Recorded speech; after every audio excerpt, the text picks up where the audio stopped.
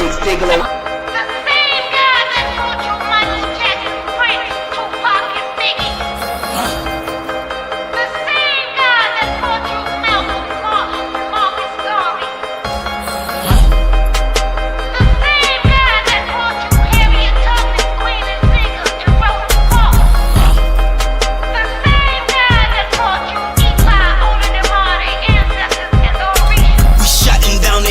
And buying back the block, and let's open our own business so we'll have some place to shop. Start investing in ourselves, is what we do, cause they do not. So we shutting down their businesses and buying back the block. Yeah, we shutting down their businesses and buying back the block. Every hustler that could hustle, start investing in your spot. Don't you see these vacant houses and you see these vacant lots? So we shutting down their businesses and buying back the block.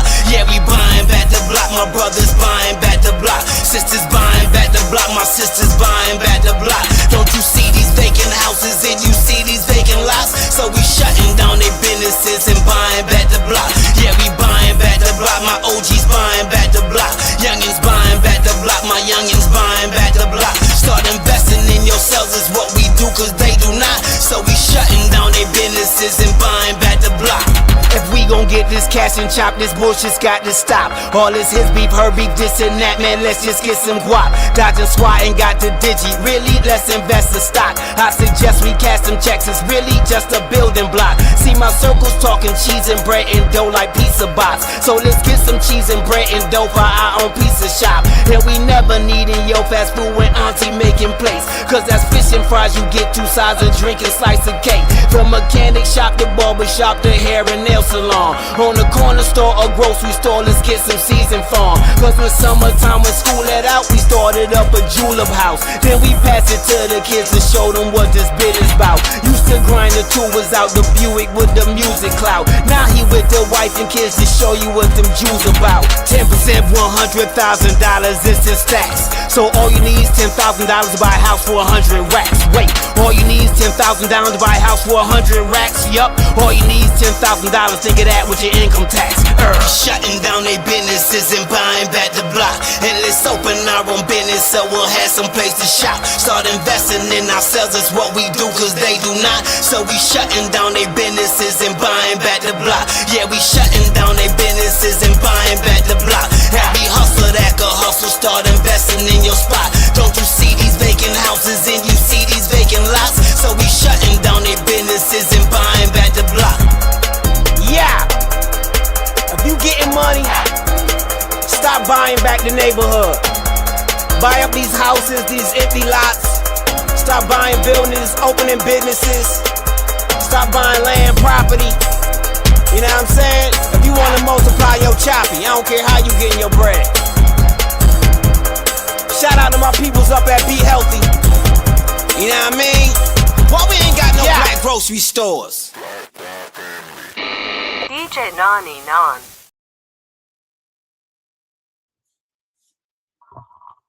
Hey, peace to the family. Welcome to another episode of Self Meet Self Podcast, episode 9. Okay, Healing in Motion, the uncomfortable start.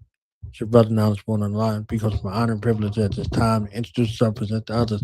My boss, okay, my boss up in here, and you know the one keep me in order, keep me in line.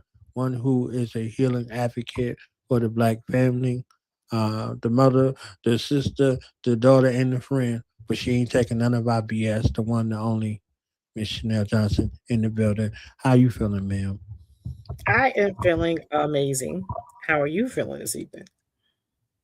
It's Friday. You understand what I'm saying? Just got paid Friday night. Johnny Kemp style up in here. Oh, man. My bad. I'm old. Yeah. Glad to be That's here. definitely a throwback. Glad to be here. Glad to be out. Hello, everyone. I'm Chanel Johnson. I'm a peer support specialist, family support provider. And before we begin, I got to do my disclaimer. I am not a therapist. I am not a counselor. I'm not a licensed social worker, a clinician, a psychologist, a psychiatrist. I'm not here to diagnose you, provide you therapy, or treat any condition.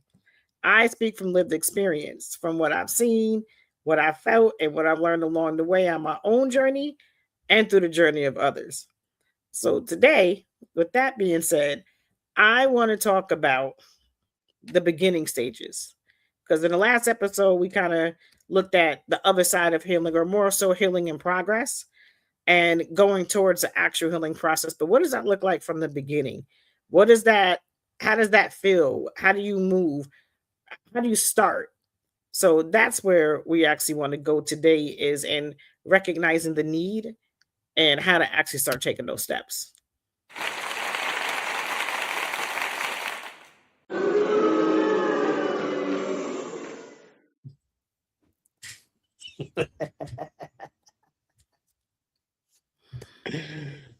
The best of times and worst of times, starting on the healing journey process. Okay. So, what was the first step for you? And I guess I'll share a first step for me before we get into the video aspect. I don't know if you can hear me. Can you hear me? Mhm. You said you were going to go first. Oh, I was saying ladies first. I ain't trying to get whooped by my mama. She listening. She like, what you said? What? Okay, for me, I got sick of me. I was just sick of it. I was just sick. Like something got to change. Something has to be different. Mm, And when you look in a mirror, you see your reflection, and your reflection is what you put in front of the mirror. So I had to realize that I can't change the reflection if I don't like what I see. I got to change what I bring to the mirror, because you can't mm, wipe the reflection. You got right. to actually change what you put in front of it if you want to see something different. So when that realization came, it became okay, what do I want to see? Because there's a lot of accountability that comes in that. So it all starts and ends with me, whatever the circumstance is, whatever I'm going through.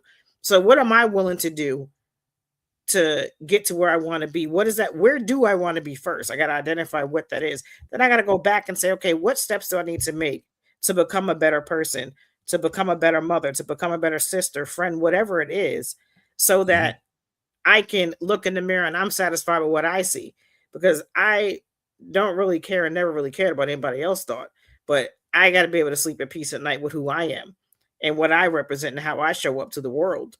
So my beginning stages was that view into the mirror was like, I don't like this. This don't feel comfortable no more. This ain't, and it starts with a change in communication. It's a change in interaction. And it's not the perfect version, because there is no perfect version, Mm. but it's the how can I show up in this moment at this time as my best self, as my actualized self. Like I need to do better, and I need to do whatever it takes to get there, and everything else has to go to the wayside until I work on myself. Bars, bars and bombs, ladies and gentlemen. Bars and bombs. All right.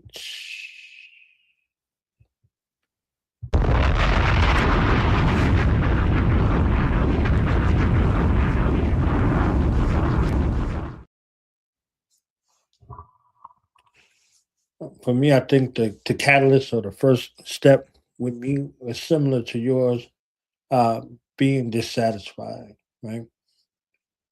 I had done a lot of things for other people and made them a priority.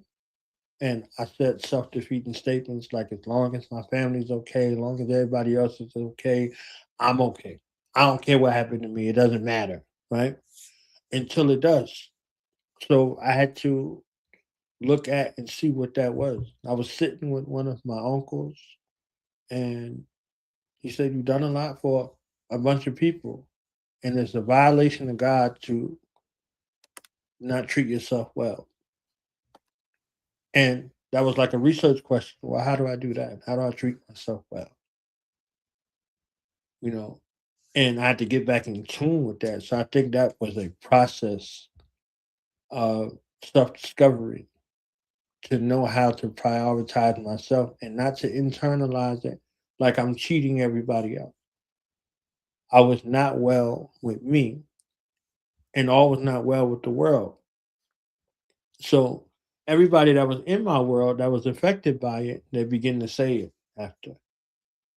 We knew you wasn't okay, but you was taking care of us.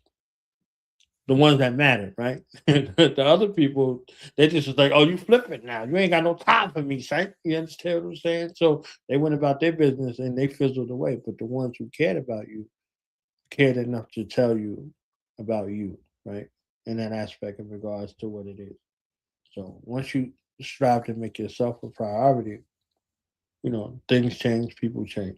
So I think that catalyst and that first step in that journey was for me to come to grips with the fact that I had some issues going on. You understand what I'm saying? I had some issues with neglect, some issues with self abuse, and some issues internally that was affecting my world externally, regardless of how good I tried to hide it or act as if it didn't affect Yeah, there's this it's like an in-between space where me. you just know that something gotta shift but you're Mm-hmm. still living your life though. You're still Right, living your life, and that's been your crutch the whole time. So I'm making it. I'm getting right, up every day, and I'm still showing up for people, and I'm still parenting. I'm still right. loving. I'm still working. I'm still trying to hold myself together while I try to figure out how to grow. But you can't grow because you're giving everything to everybody else. Right, Growth is in the back of your mind because you keep putting everybody else's growth and ascension before yours. And right. that's the part that people don't talk about. People will tell you, oh, I'm healed, I'm better. Well, first of all, it's a continuous process. There is no Right. end to this. It's constant evolutions. So there Mhm. is no point of I made it, I'm done. That doesn't happen because life is going to keep life. That would be amazing to get to a point to where you can be like, all right, I made it to healing and I'm done. Right. But no. And, you know, a lot of times people talk about their healing process as this big, beautiful, peaceful, spiritual, enlightening, bright light around you, aura, chakras. Bullshit. That is not healing, is uncomfortable. It is ugly. And Mhm. you're going to notice that you're going to notice it because of the way that you are communicating, the way that you start reacting to things, the way you start moving with people, and some just not sitting right. And some of it may be you and some of it may be other people. Sometimes you outgrow things, sometimes you are the problem, sometimes two things can be true at the same time. Mm. It could be you and them. Like there may be a whole lot of things going on all at once. It's like a soup of all this got to go. We got to filter the soup out. We got to strain it because there's too much going on. So that first stage really starts with the feeling. You just don't feel right. Something just is off. You can't figure it out. You might not even have the words for it. Like you just say, it's just this ain't working no more. Mm. And now you got to get to the part to where you got to start noticing, okay, you're tired, but where are you tired at? What are you tired of? Mm. And conversations are going to start to drain you, and Mhm. you're just not there, you're not present, and it's just not resonating, and you start noticing that you're having the same issues over and over again. That's a huge indicator because the universe is going to keep throwing that at you until you figure it out, and you're going to keep going. It's going to be the same script, different cast, over and over again. That's exactly what's going to end up being. So, and it could be irritability, silence, frustration, or just wanting to be alone all the time. All these things are indicators of shifts. And Mhm. it might be distance. It might be crying. You don't even know what you're crying for. I don't know why what is this? Why am I even feeling like welling up right now? And you might be more sensitive. Somebody might say something that normally you would laugh at, and now you all in your feels because somebody Mhm. said something to you. And it's not what they said to you, it's what you said to yourself about what they said. That really is the problem. But these are all the things that are welling up and are coming up, and you just feel again before your mouth can put a word to it. This don't Mhm. feel right. And it's a lot of confusion. Healing is confusing because you are sorting something out that you can't identify yet. And this is something I say that we need to recognize in children. Children have big feelings, but so do Right. grown. And we want the grace to be able to have that distance, to have that space, to have that moment to regroup and gather. But we don't give that to children. We got to give that to children. And we need Right. to teach children that it's okay to have those because as much as we tell them not to, and you're being you being a girl or you being a punk or whatever, Mhm. get it from you because you have big feelings too. And it's like you react. You going off, Right. you cursing everybody out, you throwing stuff at the wall, and you get mad when he throw his tablet. Right. Well, children learn what they live. So it's a lot of being unfamiliar with yourself, and that feeling is the first sign that something is shifting. It may be growth, it may be a shift, but something is moving and you ain't on your square no more. So now you got to kind Right. of figure this up and realign it.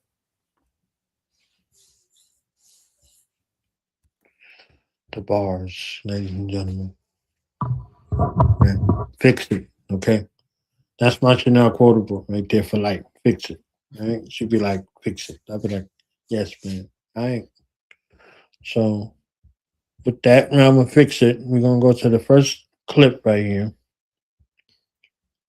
and hear your thoughts. Tell somebody, tell somebody, tell somebody, tell everybody we on live, okay? It's Healing Friday. I know that there's a good chance that like 99.9% of you are on a healing journey, as well as I am, right? We're all trying to heal from something. But I personally believe and have discovered, especially over this last few years, that healing is a part of our life journey, right? And I don't believe that it's necessary to put off living until we're healed from something. That's just me. Mm-mm-mm. Thoughts, ideas, opinions, perspectives. Well, when you heal, it's more, if it's true healing, it's more of a death. Like certain aspects of who you are, your characteristics, your behaviors, your identity die. Like they literally Yeah. have to die off in order to bring that change.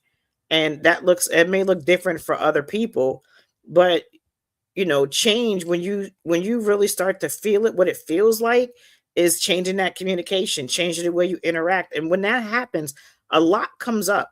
We in our community have to suppress a lot because we go through a lot, and we have constant triggers that we have put ourselves in survival mode to be able to fight through our own activators and triggers.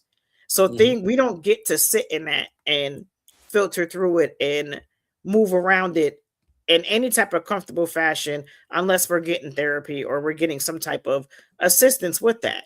We are born, raised, and bred into keep going, keep pushing. Like all those sayings are for us because we're just used to doing that. And we don't say no because we feel guilty for saying no. We're told that we're Mm. selfish. We don't want to be selfish. That selfish thing in our community is a big deal. Either we are super selfish or we're ashamed or afraid to be selfish because we don't want anybody to think that we're selfish. We put a lot of labels on each other and on ourselves in our community, and those labels bring stigmas, and they're not all healthy. And somebody might ask you something and you really don't want to say something right now, and but you're going to feel bad for not saying it right away because you're changing, and this person still knows who you were. They don't know who you are or who you're becoming, so they want that answer right now. You feel bad because you're going through your evolution, which may be helping them by you saying no, but they want what they want because they benefit from that. So, you're going to be afraid of what people think. And you don't want people to Mhm. be like, oh, they changed. Oh, now you too good for me. It's not that. We're just not cycling in the same evolution anymore. And there will be an old version of me. And when that old version comes, either you're going to accept who I am today or you can move around because you're Right. not going to hold me. You're not going to try to keep my identity stuck where it makes you comfortable because you can manipulate that part. But because you can't get what you want from this one, you got to make sure that you don't allow people to demonize that. Well, remember 10 years ago you did, that was 10 years ago. What about today? So for the Right. past 10 years, how have I showed up for you? And a lot of times you don't even need to have those conversations. Shut it down. Be comfortable making somebody else uncomfortable about you learning and growing. And Mm. there's also a grief process. You are going to grieve who you were. You have been Mhm. that for however long you have been that for whatever reason. And you may have been raised to be that. So when you start to change, you're going to lose relationships. Your patterns are not going to stay the same. And that doesn't always mean that they're going to end, but the dynamic might be a little different. You might not be as close. There might be some space because I might not be able to bring you everywhere I go. Like the things that we used to do, we can't do those together no more for many reasons. The reason doesn't matter. It's just not working anymore. And that can hurt you. You're going to feel that absence because you have that connection, but those connections are now being severed, or they're being pushed apart, or they're just not fitting anymore, or they're a little bit more loose. And you yourself are going to grieve that because with that, you're losing a part of your identity. That old self been ride or die with you. That old self has got you through a lot of things. But in that healing person and that healing version that you're becoming, you not got to learn new tools to navigate. And it's real easy with that old way, even if it's unhealthy. It's just easier. So we got to make sure that if you're the person that's been keeping up the peace, keeping everybody comfortable, and you staying quiet just to avoid tension, that may not be a situation that you want to continue to be in. I don't care who it is. It doesn't even have to be an intimate partner. But if you have to dim your light for someone else to show up for you, last time I checked, the sun ain't never asked you for permission to be bright. So there is no reason for you to be walking around on eggshells worried about somebody else's feelings over yours. And I'm not saying be harsh and hurt somebody's feelings. What I'm saying is make them accept who you are or leave them alone and go find your tribe, because there are going to be people that are going to love you for who you are. And this is why when we do something great, our own people don't show up for us. Our own people don't support us because they're too stuck with the old identity of who I may have been or something I may have done. But the new people that show up and the new people that support are meeting me today, and they are honoring and respecting and showing up for who I am today. And that's why people that know you and have known you all your life just won't support you because it's you. They just won't listen to you because it's you. And they will find something to hold on to out of all the amazing things that you've done. The first time you say no, it's like you never said yes. So that thought process right there, if someone is handling you like that, how somebody treats you lets you know how they truly value you. If they're not cheering for you, no matter what they're going through, if they're not happy to see your wins, that's not somebody you're not gonna be able to grow from that. And you're gonna keep encountering people like that until you're able to stand up and show up for yourself and say, enough, I'm not doing this no more.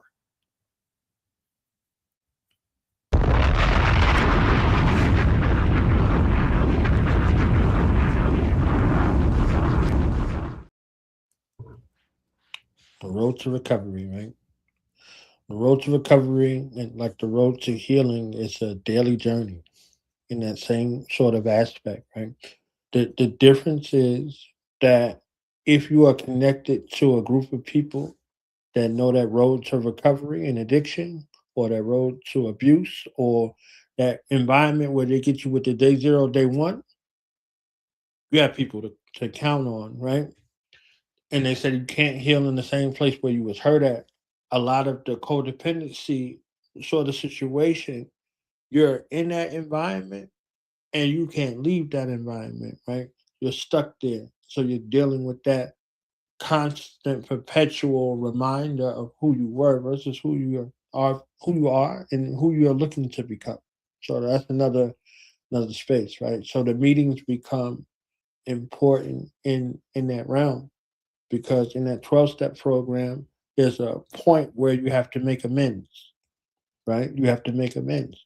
So in that healing journey, when you begin to look within, when I begin to look within, I had to make amends, right? I had to recognize initially that behavior that became archetypal for me was something that I was powerless over because I was addicted, right? So you have the ritual cycle of addiction and the ritual cycle of abuse. So you somaticize these cells, you allow these things to exist in your being. This became your whole world, whatever it was, whether it was relationship, whether it was a career, whatever it is. And now when it's time for it to go, these are aspects of you that are coming out of you that you were wed to at a point. You understand what I'm saying? So you were wed to them at a point, to the point where those things, those ideas, whatever those things were, you thought that they became you. So you couldn't see one or another. So this aspect of starting anew or starting over, or all of those things, come and be called into account in regards to recognizing you. There was a part in that movie, What's Love Got to Do with It, where Angela Bassett, who was depicting Tina Turner, she looked in the mirror and saw herself for the first time. After she had the confrontation that was the physical one in the limo, with Lawrence Fishburne's character who's depicting Ike Turner, right? She looked and saw herself for the first time. She was covering these things up. She was in a space of denial, all of those things, right? So she was in a ritualized cycle of abuse and addiction. She was co-wed to both of them, and both of those things were feeding on her, right? So there was justifications, there was gifts, there was this and that, whatever it was. It was honeymoon. Then there was negative self-talk. Maybe I agree with this, or blah blah blah blah blah. All of these things in regards to what it was versus what it actually was. So when she saw herself in that mirror and the camera did the work of self-actualization, she got to see herself finally, and she's like, I got to get up out of here. She had left before, found her way back, blah, blah, blah. The family was not on her side. They told her where you were. It was all kinds of stuff that was there that were instances in regards to this. So, where her own journey back to self, she got a chance to see herself, and she could never fall back or become victimized by those aspects of herself, because ultimately it goes back to self and how you see self. Like, there are external forces, right? But those external forces exist internally within you. So I figured out where the fight was and where the enemy lied and all of those things. And I had to go to a place of reconciliation within myself. I ask people, you go through these processes, have you forgiven yourself? And oftentimes they're like, I'm still in the process. So forgiveness is the process too, like reconciliation and all of these other factors that we're discussing in regards to healing. Healing is continuous. You could have a day, right? You could have a day where everything is going great, and the next day everything isn't. You understand what I'm saying? So what you do in those moments when the things are going good and when the things are going not so good are both defining moments in regards to your journey. So, just adding a little bit in regards to self actualization. Let me talk about that. That mirror. That mirror is not for you to see if you cute today. That mirror is reflection, deep Mm, reflection. If you go stand in that mirror naked, not to look at your body and see what you feel about your body, but just look at your form and see how you feel about your form. That's where the self evaluation comes in. And mm, before you can change how you communicate with people, you got to get honest with yourself and you got to figure out what's happening inside. What's going on? Right? What's going on? And you got to ask yourself, what am I carrying? What am I mm, repeating? What am I mm, protecting? What am I mhm, afraid will happen if I tell the truth? You have to find your why. When you find your why, then you can figure out what to do. You got to look at your patterns. What am I doing repetitively? Why do I keep having these same things happen? Not just other people's behavior. When you stand in that mirror, you can look at experiences, but not from somebody else's involvement, but just from you. What what did I let happen? How could I not let that happen again? It's not about other people's behaviors. You can't control that. You can only control how you react to it. So mhm, it comes down to paying attention to whether you shut down when you feel overwhelmed? Do you become defensive when you feel exposed? Why? Where did that come from? Where did that start? When's the first time that happened to you? And do you over explain when you feel misunderstood? Do you mm, feel this dying notion to make someone understand you? Does that come from a place of never being heard before? Does that come from a place of being unseen? Are you trying to get validation? Do you want someone to validate your identity and who you are? How far are you willing to go with that? How much are you willing to take to make somebody make you feel validated, whether it's through attention, affection, or whatever that may look like? And do you go quiet because you don't trust that your voice will be respected? Where did that first happen at? Who did that to you? Was it a parent? Was it a teacher, a sibling, an aunt, a family member? You got to go to your root and find your why. And I'm going to keep it real. That's hard. It's real hard to look at your part separate from anyone else. And I'm not saying to look for your why to find the person. Look for your why to find the action and the reaction so that you can correct that. Because if you don't get that in order, you will continue to be prey, because there's lions out here. And that lion may be petable and purr and be amazing to somebody else. And that lion to get to you and eat you alive. If you do not find out who you are, and so where you can figure out why you do what you do so you can stop doing it, it will stop you from being comfortable where you're not respected, where you're tolerated and not accepted. And it's easier to focus on, well, they did that to me. Well, they made me feel. Well, they did, it's always external. But you can't focus on everybody else's flaws. That's easy. That's the easy part. You got to sit with your own, and you got to open that wound, and you got to find out, how did this get here? And growth, change, that requires honesty. Here's the important part, though, not shame. Don't shame yourself, and don't let anybody shame you for trying to be better. It requires honesty. And this is a conversation you're having with yourself. Don't take this to nobody else. Some things, when it comes to healing, you need to hold sacred in your heart between you and whoever you call on as God. Because someone will take that and they will try to kill you with that. They will take you through there with your pain. You can talk about it on the other side. While you're still in it, shut up. You ain't got no friends, because you're getting ready to be something that they're not going to have access to. You're getting ready to be something that you're not going to be available to. Everybody's not going to like that. Misery loves company. They're going to try to snatch your ass back. Stay still in that moment and have those conversations with your source. There is a difference between shame and honesty. Shame is going to tell you to hide. Honesty is going to tell you where to start.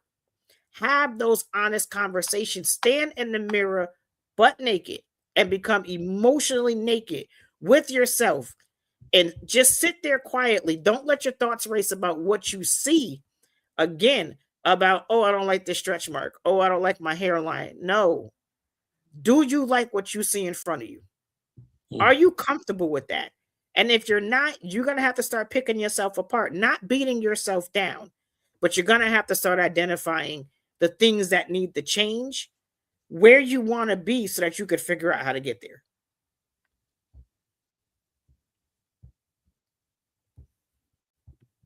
Yes, ma'am. So I'm about to play another video. Got a couple videos today, y'all. Don't blame it on Miss Chanel. Blame it on me, okay? All right? So we're gonna learn today. It's about our success. So let's get uncomfortable. Let's get comfortable with feeling uncomfortable. Right. And one of the major conversations is, this whole masculine aspect, and allowing the conversation with a woman saying, hey, look, this is how I feel comfortable. This is what I expect when it comes to a woman. This is what I need. And if you're not that, then maybe I move on to someone else. But at least I'm saying out loud what my expectations and what it looks like. Yeah. And we both have that conversation back and forth, without pointing the finger, say, see, you didn't do it. I told you, and you still didn't do it. See, that's that fall behind personality, and that's not how we're going to improve. We're only going to improve when we're going to receive what's being had and just kind of move on with it. Again, being uncomfortable with these kind of dynamics and conversations, that's the only way that we're going to progress.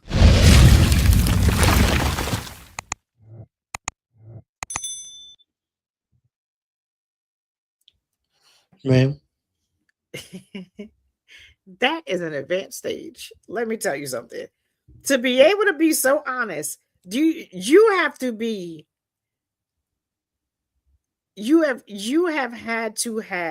that conversation with yourself to be able to show up and have that level of honesty with someone else.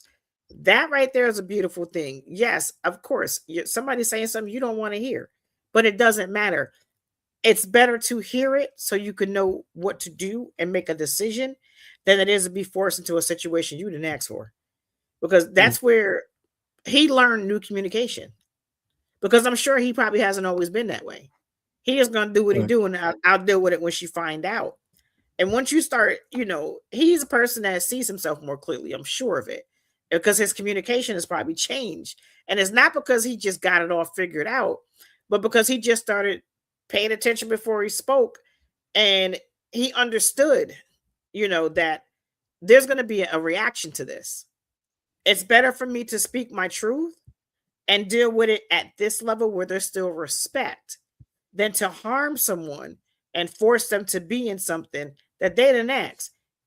Again, it's something you probably don't want to hear, but it's the truth, and the truth hurts.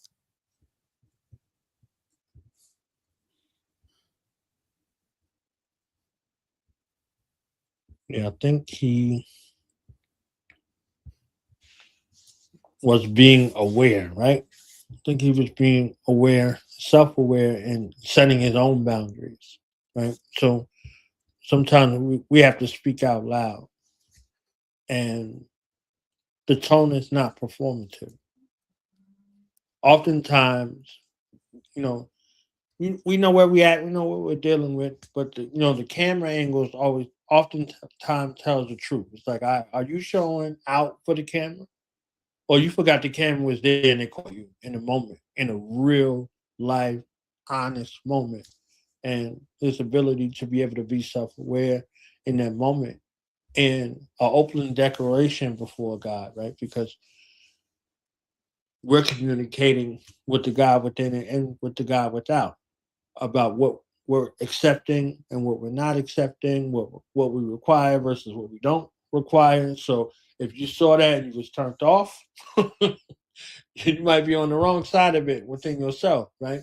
And if you saw it and you turned on, you might be on the right side with it within yourself. But these are all manners of perspective within you. So these aspects of the internal dialogue that's happening when somebody happens to say it out loud, we might say, "Oh, he reading me for filth." You understand what I'm saying, or whatever the case may be, right?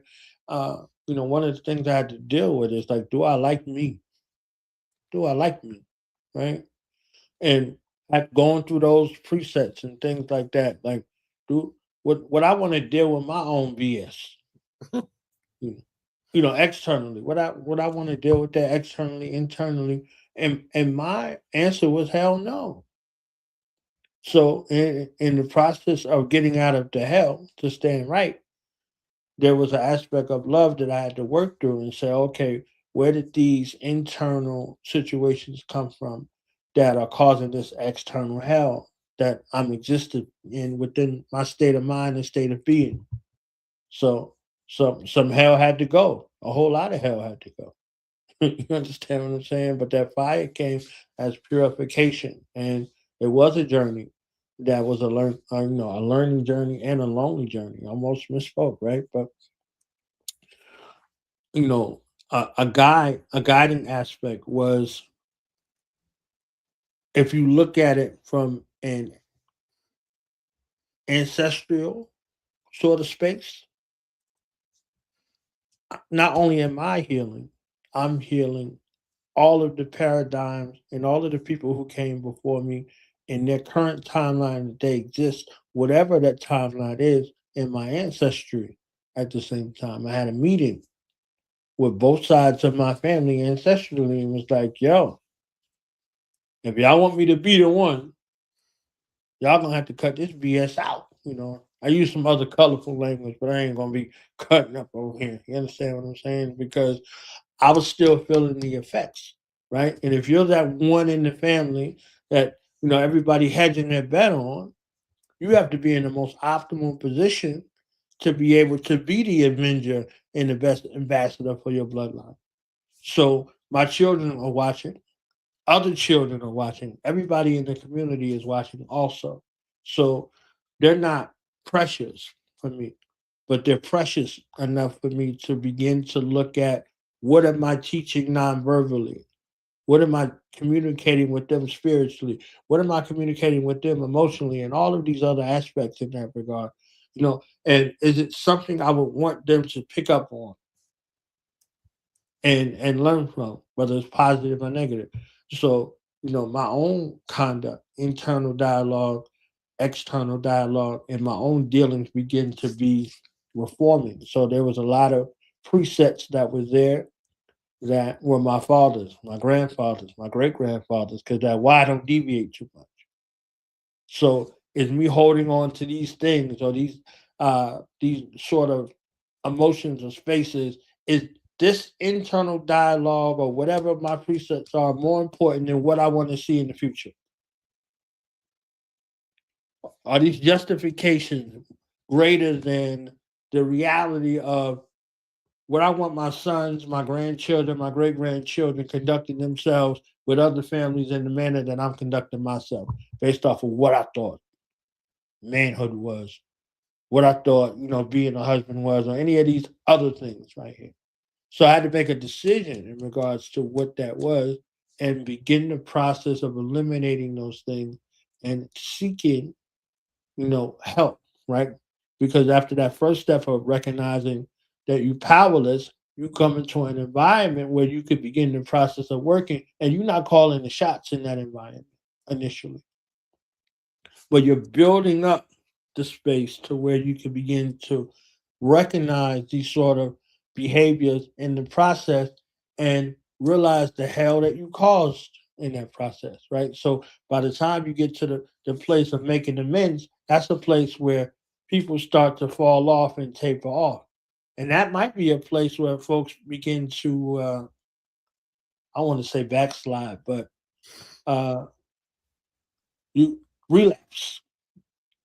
That part right there, whatever it was initially, or when you go to strive to make the amends in the place with the people, I'm sitting in front of my children, their father, right? Their father, and I'm telling them, I'm begging and pleading for their forgiveness in this space of atonement because this is all I knew growing up, and I don't want this for you. I'm looking at my children with tears in my eyes, begging for their forgiveness. I learned something different. I want to do something different. I need your help in this process to be a reminder because I could flip into what I once was. I don't want to be that for you, and I don't want you to ever carry that. So, whatever that is, let's have it out now. And my children looking at me like, Daddy? No. You drunk? You understand what I'm saying? It's like, so with the sincerity and the part of making the means, correcting the fallacies of what it was prior to now, and deciding that the future is something far greater than what the past misdeeds were, and that I needed their help on the journey to go along with that.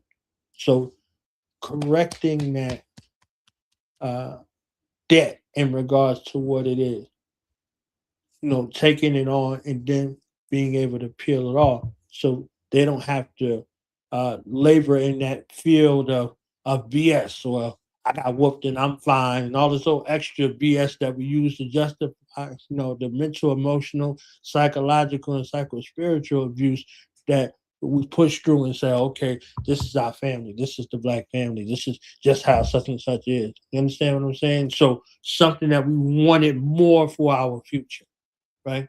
So, just those aspects alone, change things in diameter. So my children are more open to come to me with issues. You understand what I'm saying? They're not demonized. They're safe. There's a level of trust and bond. And I often talk about creating memories with them. So they have righteous memories within them that they can remember, in their life. You understand what I'm saying? And then have them decide what they want for their future. And that's those are all important points of your growth in communication. And when you're learning new communication, I want you to understand that not every feeling has to become a fight. Mm. And not every hurt has to be expressed in a harmful way.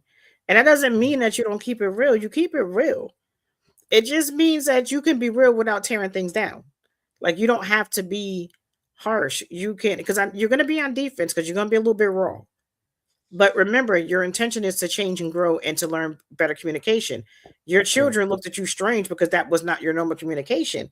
But you have Right. to be able to say that hurt me instead of going on defense and attacking. You got to be able to learn how to say, I need a moment instead of just blowing up. Like that's Mhm. it's harder and it's harder, but it's easier to come back from.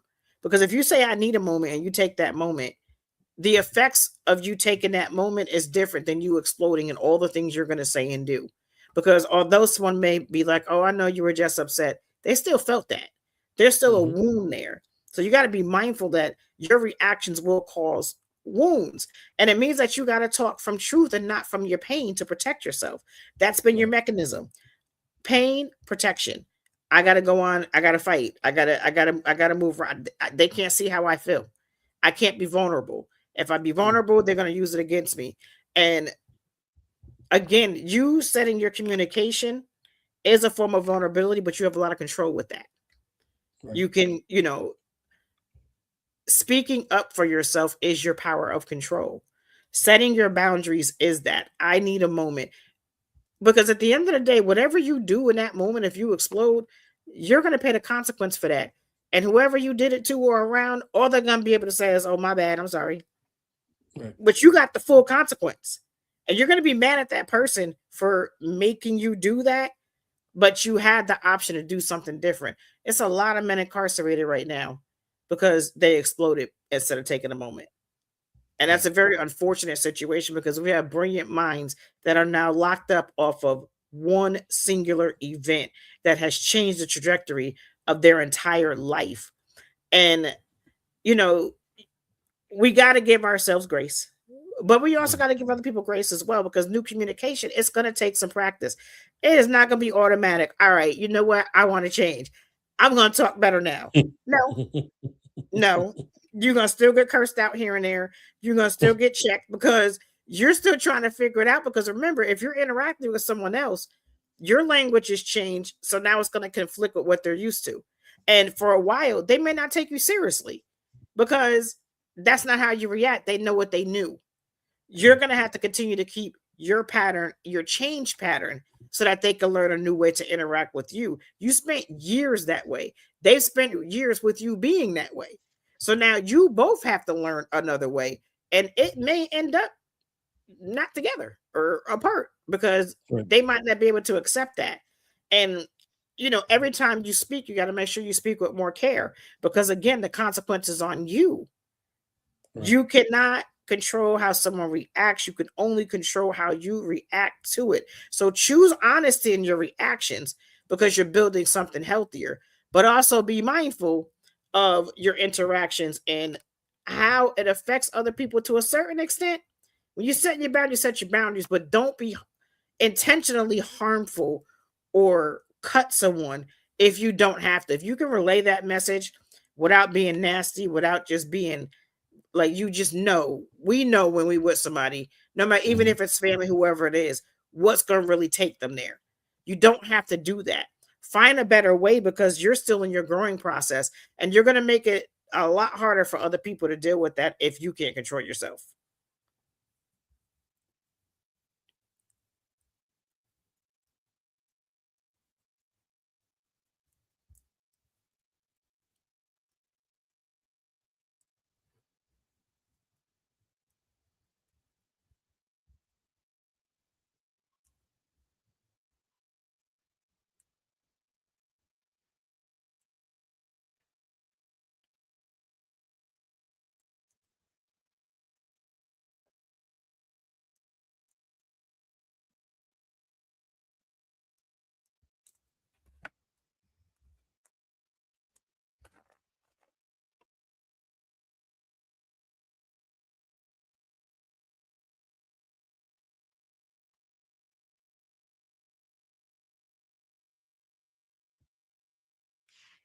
I'm here. My internet acting a little bootleg. Okay.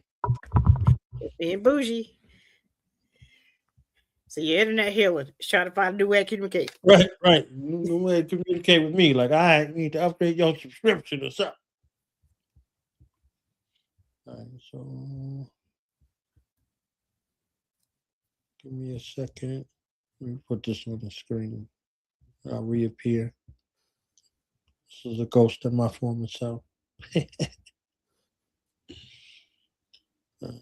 let me put this video.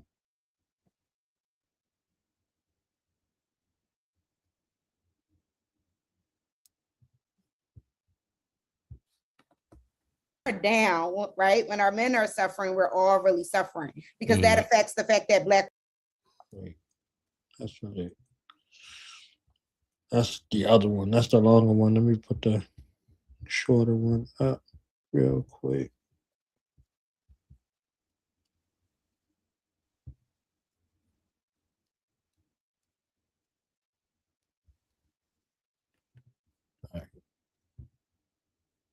Well, ladies, this is exciting. We're going to be talking about mental health and Black women, a topic that for a long time we didn't hear a lot about. Hi, gorgeous. But are slowly starting to hear more women like ourselves talk about mental health. And I know you have all heard the phrase, the strong Black woman. Trisha, when you hear the term strong Black woman, that's your reaction. I reject it.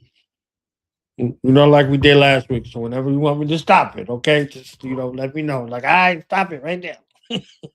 I dislike it greatly. Yeah.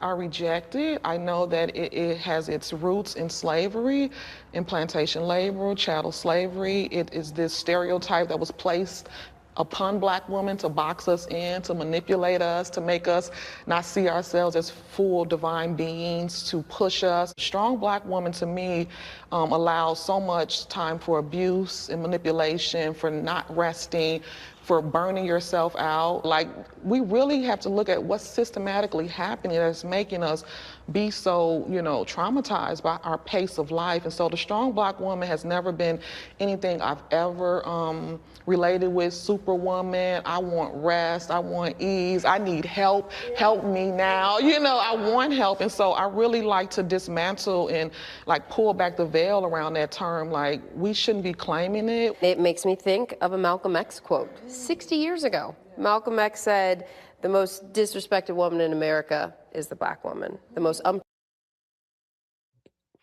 stopping. That was me. I had pushed the button over here. Strong Black woman. Nope.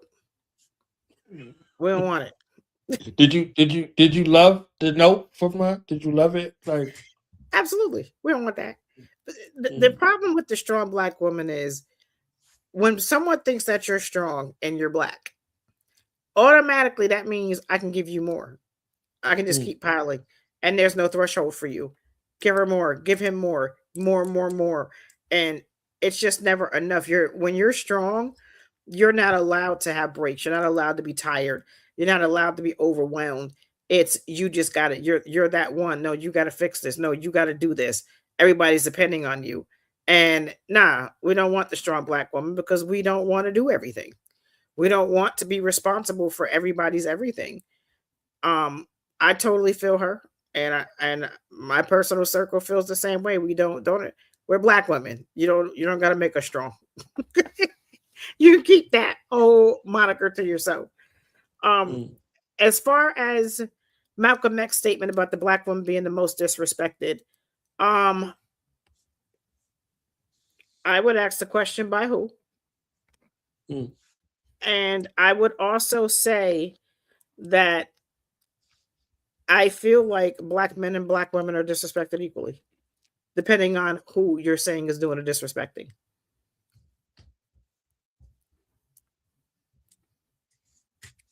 There was a charge that he gave that many of us had upheld, but not to the degree that it would not just dissipate, it would be eliminated. he said in that same speech, because he's talking about self-hatred, right? He said about the circumstances. There was a set of circumstances where outsiders were coming into our community thinking that they were, okay to have an audience with Black women. And he gave a charge, right? He told them, he said, somebody should pull their coat and let them know that there are consequences, right? So I'll be safe with the words. I won't utter them here, but y'all know what he said. And it was true. Now it's a situation where it's no longer true. We have become predatory and predators in the same way that we have accused external forces of doing, external people of doing. Now, our women, our mothers, our sisters, our daughters are no longer safe with us. We've become those ones that we used to go after physically. We have become those predators, right? And we look at our women as prey, conquest, and many of these other aspects, right? So now, back to your question, by whom, right? So if I'm protecting you from the boogeyman, who's protecting you from me when I become the boogeyman? The children are not safe. The village is not safe if you are not safe in your mind and your being. You understand what I'm saying? So it's like those aspects of this despised, rejected, back to what you were just speaking about, in a dualism sort of fashion, right? We could become predatory to one another in that regard. That unhealed mind creates an unhealed reality, right?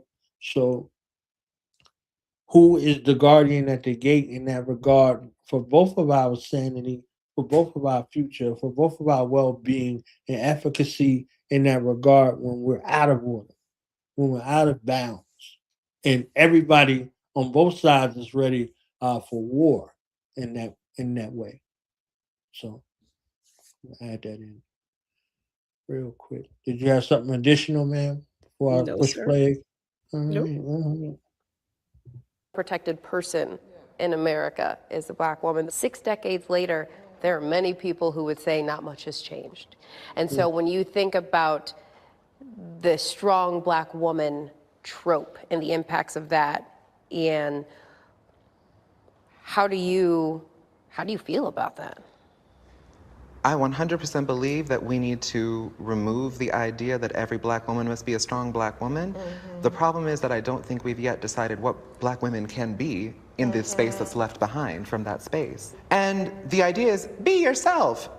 Who is allowed to be themselves in this world, especially Black women? And I have to also highlight the fact that as a Black trans woman, a girl denied of my girlhood in Birmingham, Alabama, and growing up, and the model of womanhood that I tried to emulate and follow was the strong Black woman. And now I'm suddenly in this new space. Do we have space for soft Black women? For emotional Black women? For Black women who aren't really good at their jobs, but are great as people and human beings?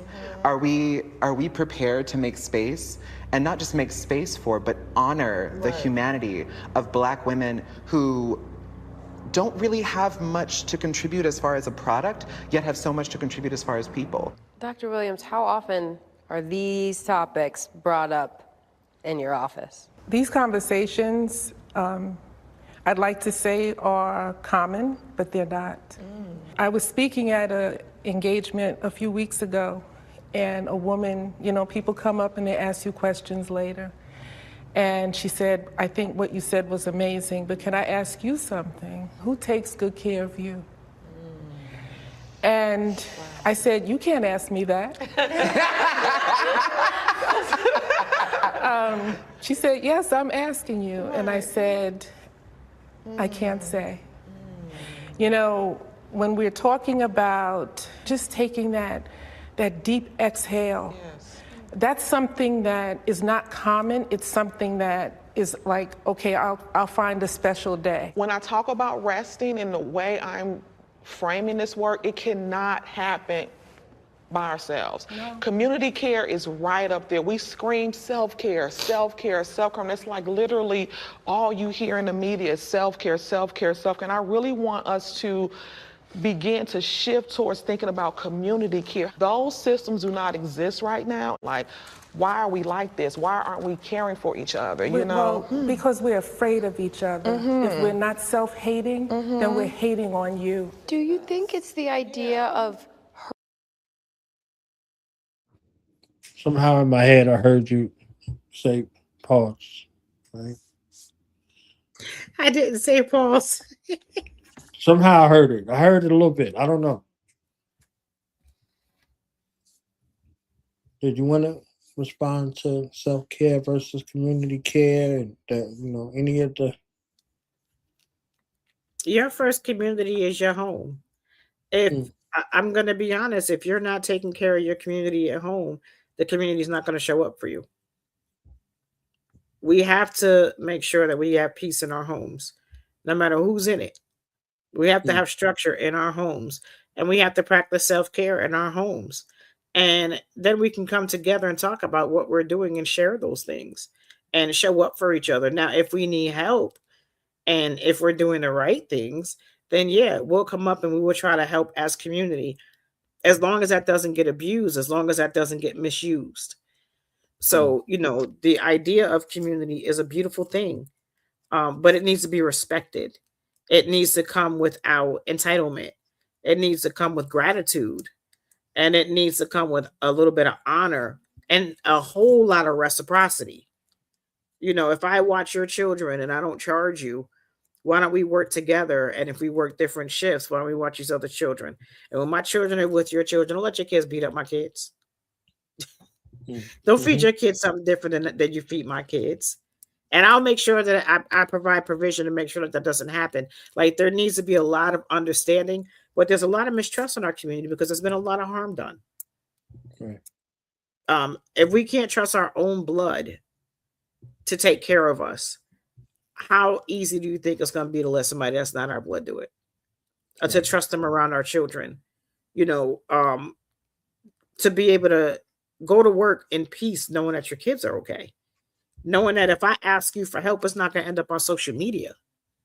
If we have a falling out, that the world's not going to know the secrets that we have between each other. There's so much trust that's been broken in community. As bad as we need it, we got to become better versions of ourselves. And that's how the community is going to become better, and how it's going to grow to be stronger is in that self process first. We got to get that first. We're not going to be able to have community if we're not good people, because I'm not showing up for you.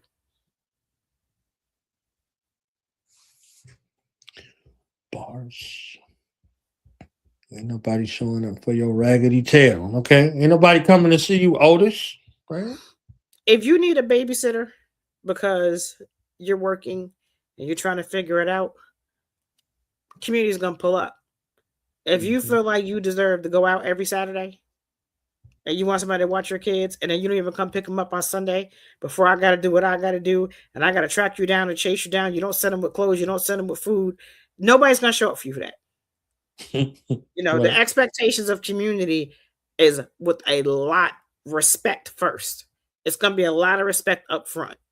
So it's, you have to be mindful of what you're asking, but again, be mindful of who you're asking, because all that may come back on you.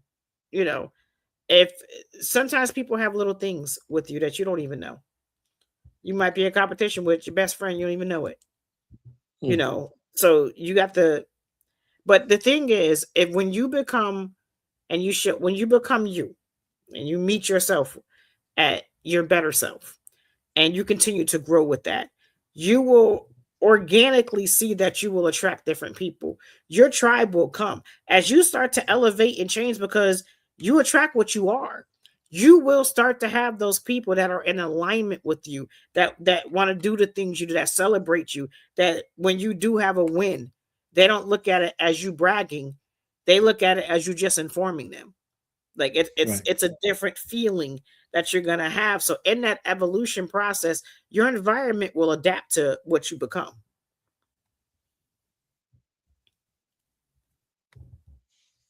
Dropping those bars up in here. Oh.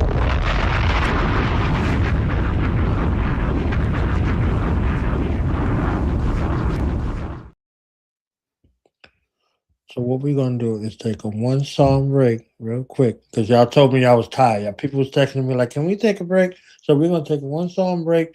We'll be right back here with Miss Chanel. You understand what I'm saying? Something Self Podcast, episode number 8, and then we're gonna get back into another clip that we got going on. Tell somebody we live. All right.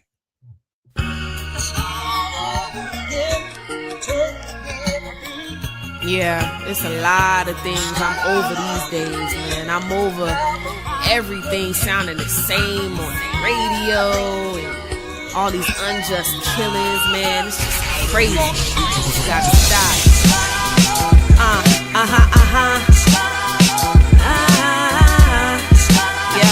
Yeah, it's Keith Turner and Out of Reach. Listen, I'm over being overlooked, fuck the overrated. Over being discriminated cause I'm melanated. Over the industry for being oversaturated with rappers who have no respect for pioneers who made it possible to even do this in and cash out. Y'all get a gimmick, collect the money, and y'all mash out. I'm over reminiscing about the days when women got recognition without having their ass out. I'm over the over-sexualized visuals, the dark versus light skin, colorism is pitiful. I'm over the overly spiritual pastors robbing the sheep, got them giving up money for a miracle. Over being underpaid at a job with no room to grow, and not having enough dough to run my own show. I'm over shut doors, so I'ma take the keys like my name was Swizz and get it overseas and get cheese. And for that I would not conform and dumb it down just because it's your new norm. I'm sticking to my guns, blasting my sound, and pitching it like a circus cause I'm over these clowns. Over you know who you're dealing with. Keith Turner, queen with the dunamis. Nothing laid down my crown. Y'all better be afraid. Over you know who you're dealing with.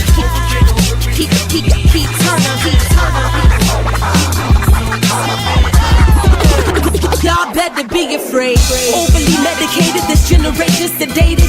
Zandy raps overplayed, y'all, let's terminate it. You think I overstated? Have I said it enough? Not even close when your fam's in comas over the stuff. You think I'm overly tough? I'm just getting my games. Imagine how much I press it when I'm feeling no strains. You think I'm steroid popping, how I'm pushing the train.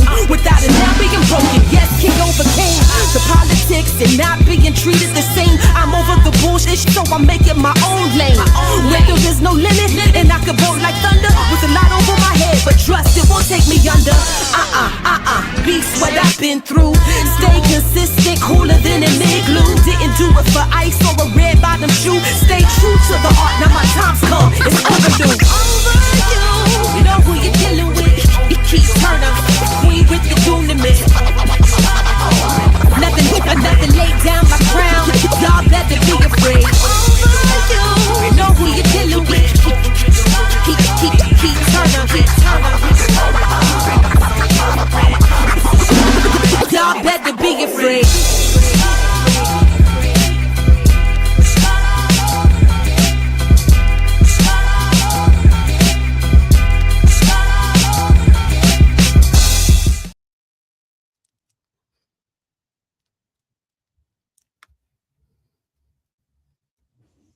Drop a couple bars with Keith Turner, my Gemini sister, born on the same day as me. I'm older than her by a couple of minutes, so respect your elders. Okay.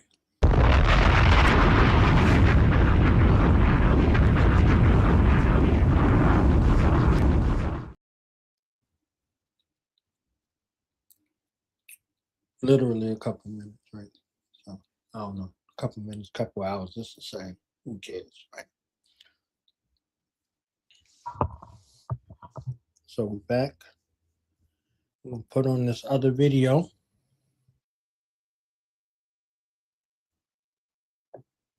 And is of all the races, Black women are the most likely to never be married, right? And when you start looking at all of those factors, it's like, what's happening with our men? Welcome back to the podcast. I started this podcast as a way to help Black men in all aspects of our lives. Studies show on average we lose 2.8 years of our life when we're under heavy stress. And I think we can gain those 2.8 years back if we express ourselves healthily. Stick with me as I interview therapists, doctors, advocates, activists, and friends about how we can be better as Black men and as a Black community. If you're not subscribed to us on YouTube and following us on Instagram and TikTok, you'll definitely want to do that. Without further ado, let's get into the episode. All right, y'all. I'm here with Zakia and Tasneem. They are the CEO and COO. Well, Zakia is the COO and Tasneem is the CEO of Black Men Heal. If y'all don't know about Black Men Heal, y'all definitely aren't doing your research on the Black mental health space. And I've talked about Black Men Heal a lot. I know you're laughing, Taz, because honestly, when I first started the page, I told y'all this I think we talked last week or the week before that. I was like, yo, I cannot wait to like collaborate with them and do something with them, because what y'all are doing is definitely unprecedented, and y'all are making history in our community. Like y'all are literally making a way for Black men to get free therapy. And not only have y'all haven't, it's one thing to do it like once with like one cohort, but y'all are doing it consistently and y'all are making it happen, right? And from what we've discussed and what we will discuss is y'all didn't start with a lot of resources. Y'all are not, y'all weren't heavily funded. Y'all didn't have like a super investor that pumped the money into y'all when y'all first started. It was really just all grit and grind and just, hustling. So please, let's just get started with how and why did you guys start Black Men Heal? Because that's so important for us to break down. Sure. So it started in 2018. In addition to being the CEO of Black Men Heal, I'm also a licensed therapist. So just already being in the mental health field, already having like that front row seat of helping people heal their traumas is something I was already very committed to, very passionate about. And in my private practice, I was doing really well in private practice as far as like, financially, but I just felt like, I was not getting enough Black men that were coming in, or when Black men were calling me, I didn't take their insurance because I had, I don't take really many insurances at all. And it's expensive. It's over $100 a session to see a licensed therapist, a really good licensed therapist anyway. And so we're getting $100 to talk. Oh, come on, they better look. Okay, $100 a session.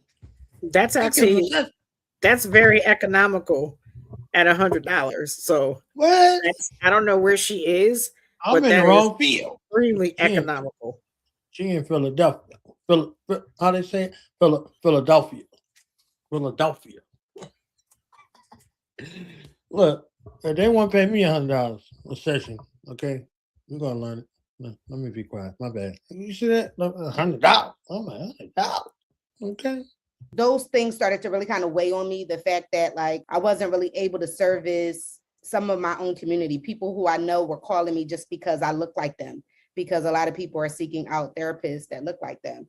And so in my process of really becoming more passionate about men coming to therapy, and by being the therapist, like being men's therapist has been transformative for my own life and helped me to really understand and empathize with men more. And I just wanted that experience for all men and all women to witness the possibilities of what could happen when men were really committing to themselves and committing to their healing. So that's kind of how it all started. And I went to some friends of mine in my post-grad program and asked them if they would kind of be willing to donate just an hour a week. We started off with this concept of what if in our really, really busy, hectic schedules, what if we were all willing to just donate an hour a week for 8 weeks to give these men 8 sessions. And that's how it started. Just one therapist, 2 therapists, 3 therapists, 4 therapists, asking everybody to volunteer on a mission. And so that's how it started. And then I'll let Zakia, tell you about how she picked up on the journey.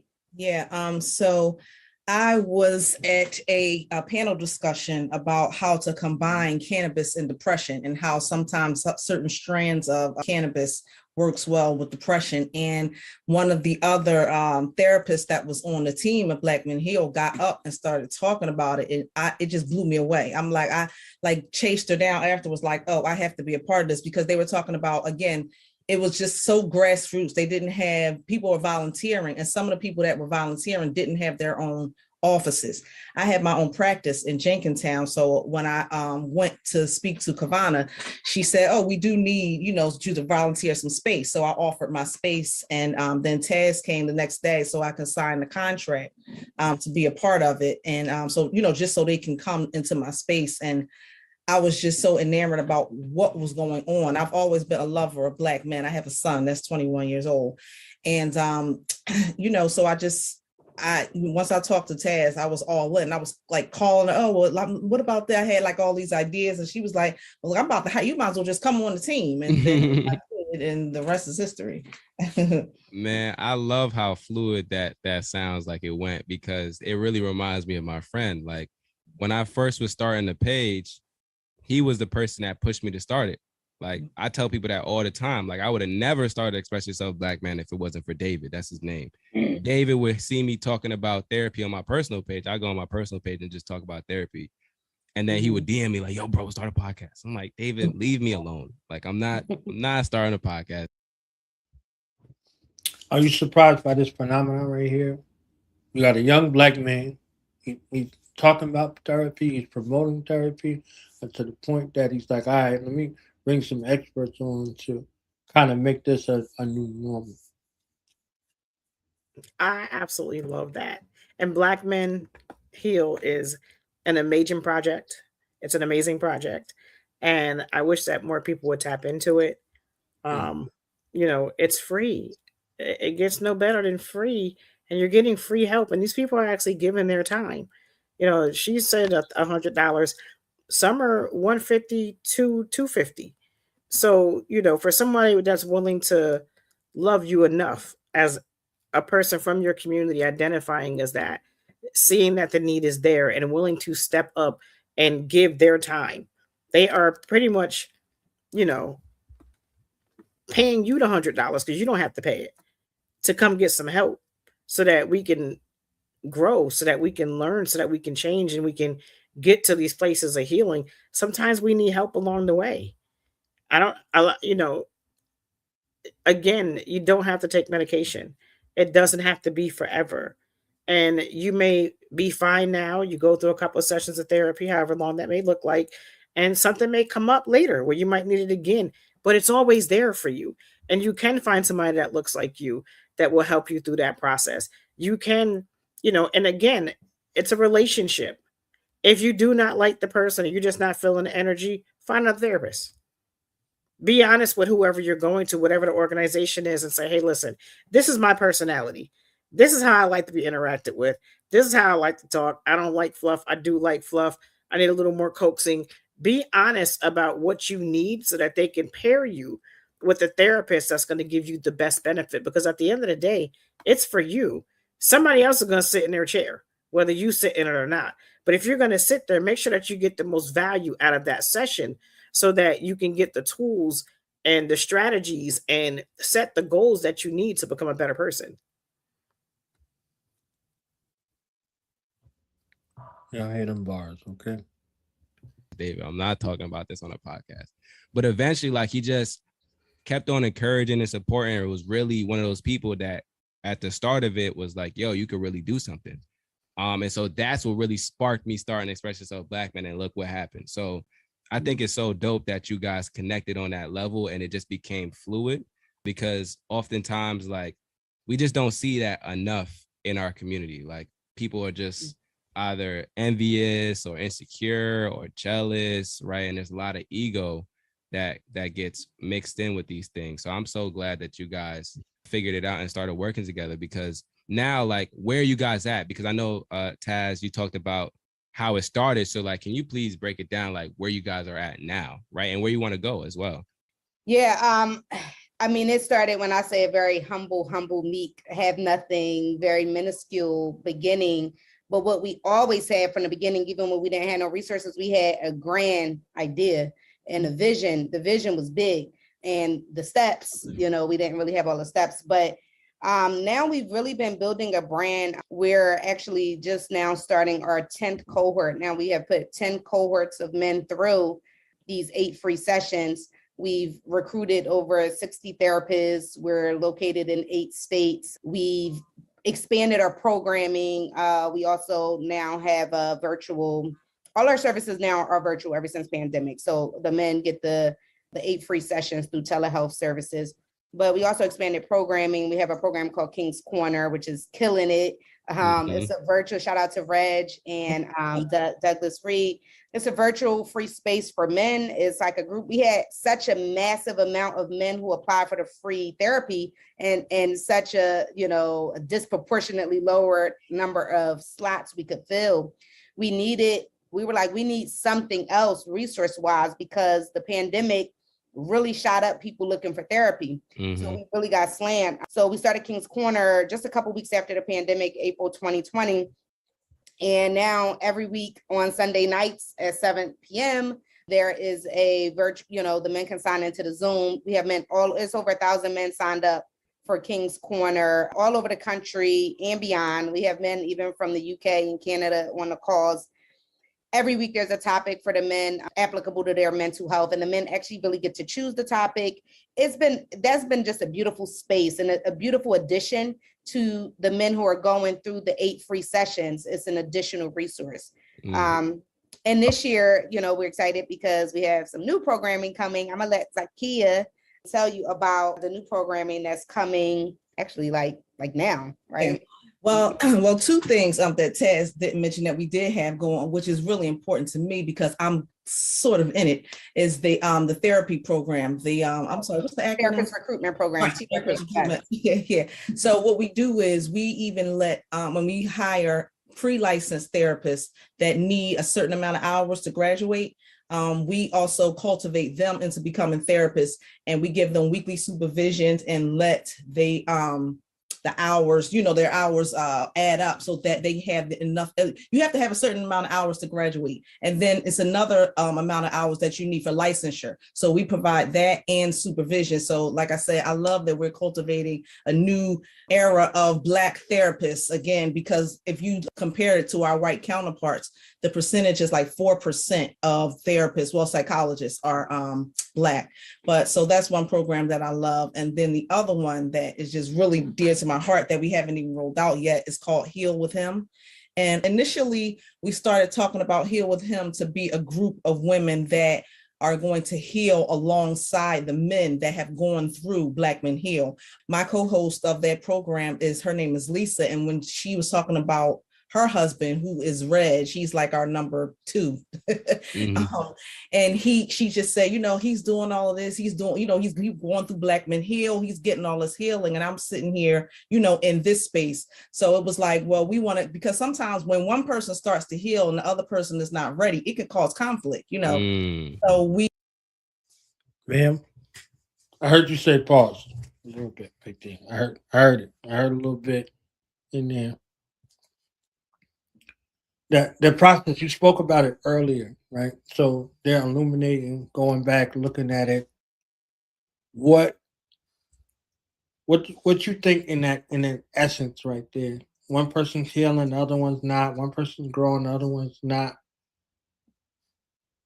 What is the higher potential for the one to continue versus the one to say, oh, okay, well, he doesn't want, she doesn't want, blah, blah, blah. And then they start to go back or regress. That process right there that she's speaking about is the end of most relationships. When one person is changing, the other person is not. And again, they're going to hold you to that past identity. And a lot of times when you get with someone that's going through change, you still need to be going through your evolutions as well.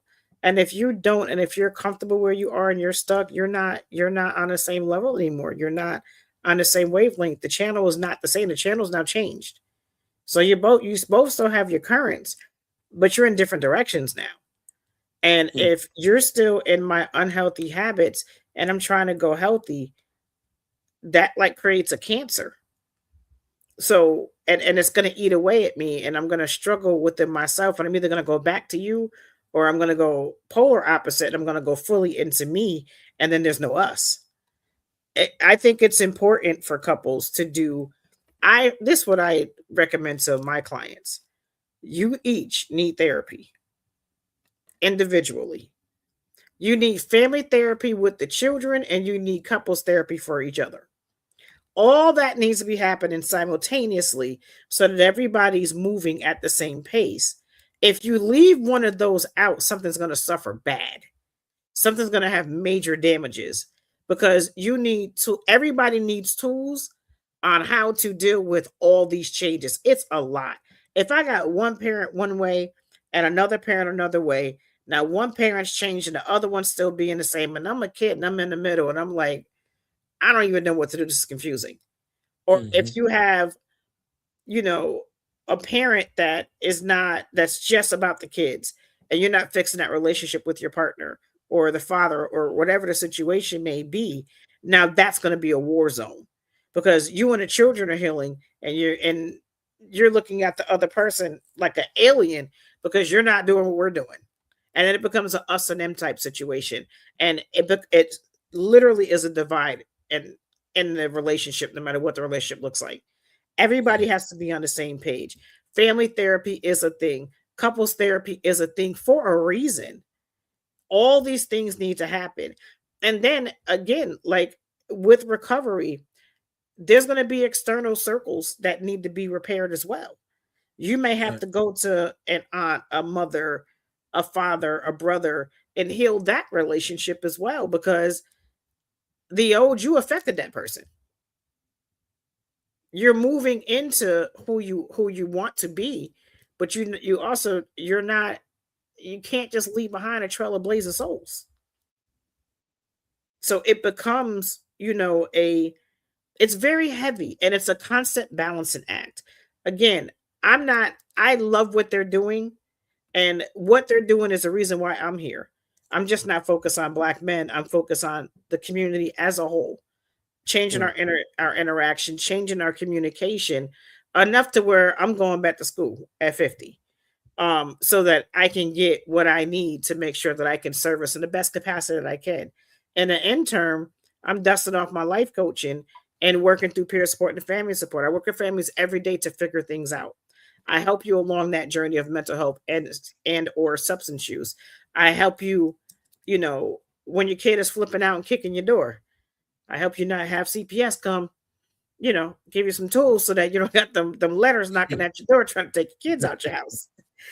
I help you breathe through it, how to interact with your children, how to have those conversations, how to understand why your child is doing what they're doing based upon their diagnosis, how to not take that personal, because they just can't help it. And I can give you some tools to help counter that, or maybe try to contain the situation, not control. But you do have to understand what your child's going through. And then it may be indicators for something else. Maybe they need a reevaluation. Maybe the medication needs to be changed.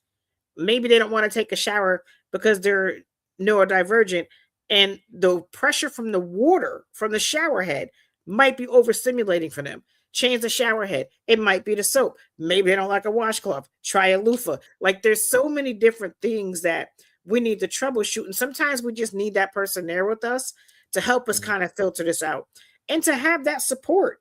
My families love having someone that they can talk to, that's going to listen, that's not going to condemn them, penalize them for not knowing and for not figuring out. That's going to say, okay, this is what we got. Let's figure it out. We're going to get through it. I'm here. You can contact me between my hours, 9 to 5.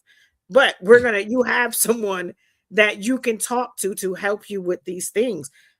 I feel bad as a mom. I hear a lot because I just want to knock their head off their shoulders. I'm not going to call CPS for that. That's a real feeling, and your feelings are valid. And children will take you there. Now, don't do it. That's a different thing. Don't knock their head off their shoulders. But validating a parent's feelings that's dealing with the child that's in crisis, that's dealing with the partner that's in crisis, that's a big deal for them. Because we talk about family when it comes to services, but we exclude the parents. We focus on the children. We tell the parents what to do, but there's no one there helping directly the parent. So in my Right. position, that's what I'm there to do. So exactly what they're doing, which I think is absolutely amazing, is the same. I have the same mission, is to come and try to help everybody figure it all out. So you're not out here alone. You're not out here trying to do it all by yourself, trying to give you resources depending on the level that you want to go. There's levels to this. Again, I'm not coming from the clinical standpoint. I'm coming from lived experience. What makes me Right. qualified for my credentials is actual lived experiences. So I'm coming from a place of relativity. I'm not coming from a book. I'm not going to tell you what Pavlov said. I'm going to tell you Right. what I've seen, and I'm going to know why you think the way you think, why you feel the way you feel, why you don't know what you don't know. And I'm going to give you as many resources and tools to try to actually help you in that situation. And for a long time, I battled with ever getting a degree because I wanted to keep that relativity. But I feel like because I didn't want to scare our community away. Like right where I am, everybody's comfortable. But sometimes I feel like if I get that degree, then it's going to shy everybody away because they're going to think that I'm coming strictly from that aspect. I'm never going to put myself in a position where I'm bound by anything. And if it comes to it, I may not. I don't know. I haven't figured it out yet because I always want to be accessible and of service to my community. And I don't want anything to bind my hands to stop me from doing that. So, because I understand the apprehension and the stigma with going to therapy. So, whatever capacity I need to show up in to help, I'm willing to do that because this is now my personal mission statement is to help change in the communication interaction in our community. With the bars, okay.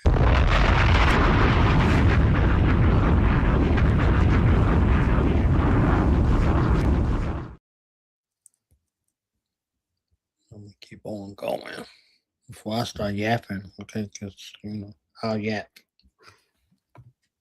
Initially started it off that way, but it's going to expand to just women in general, like just women being a support for Black Men Heal. So I can't wait to do that. And that's going to be we haven't really decided yet, but we're starting out on the Saturday and we're going to sign up and get a questionnaire for the women to go see, because a lot of women are mothers, they can't do things sometimes at night. So we're just going to give them the option of what day they want it to be consistently. And we're just like King's Corner, we're going to offer other women to come in and do topics, just related to women as far as healing. Yeah, that is so dope. That is so dope. I love all the things that you guys have going on. And I think King's Corner is definitely super dope. Like I've done a King's Corner session and I see how they're like a family, honestly. Like they really are like a family in there. Like when I did the session, I was like, yo, it feels like I'm coming in to like somebody's house and like it's all the bros in there and like we just chopping it up, like watching a game or something and just like talking about life. That's really the vibe that I got. So it's really like a lot of the stuff that y'all doing is really revolutionary work because this is not stuff that we've seen in our community, right? Like, so the next question is why men? Because y'all are two Black women, right? And I talk about this on the page all the time about how in the Black mental health space, and specifically when it comes to like helping Black men to heal, we have a lot of Black woman-led like organizations. But there's always like this like hostility when I talk about like loving Black women and stuff. Now, I won't say from every Black man, right? But there's a lot of trauma that Black men feel like it's coming from Black women. So I think it's important to talk about how Black Men Heal is being run and led by two Black women. So why men initially? Because I know you guys are branching out into women. My answer to that is that I felt like I was tired. I was getting tired and angry and frustrated of seeing the way in which I just felt like the country was really trying to destroy Black men. Just the concept of like, and destroying Black men means like, it's a ripple down effect of destruction of Black men, women relationships, families. So for me, it was just feeling like, between mass incarceration and, I was really getting devastated by seeing all of these unarmed Black men shot and killed by police, that Black men were just really seen as a threat. And also I just felt like all of the disparities between men and Black women when it comes to like Black women are surpassing Black men when it comes to education, social economic status, and all these things. But all of those things really affect, you know, like when our men are down, right? When our men are suffering, we're all really suffering, because that affects the fact that Black woman is of all the races, Black women are the most likely to never be married, right? And when you start looking at all of those factors, it's like, what's happening with our men? And I also additionally felt like, as a licensed therapist, you know how you get sick of a problem, right? You keep seeing a problem, and it's like, you know, I was tired. Action comes in. I was tired of that, and I wanted to do something. I was like, I don't want to keep talking about these same problems. Like, what actually am I capable and able to do that could be serving this issue? And so, you know, also like in my own personal relationships with men, you know, like I had issues with my father, and I felt like, you know, my father was a Vietnam vet, had been in prison, and really loved me. My dad passed away, but really loved me, was a very good man. But like, there was just these challenges, these mental health challenges that really didn't really allow us to have the close, emotionally close, safe haven type of relationship I may have sought out as a woman from her father.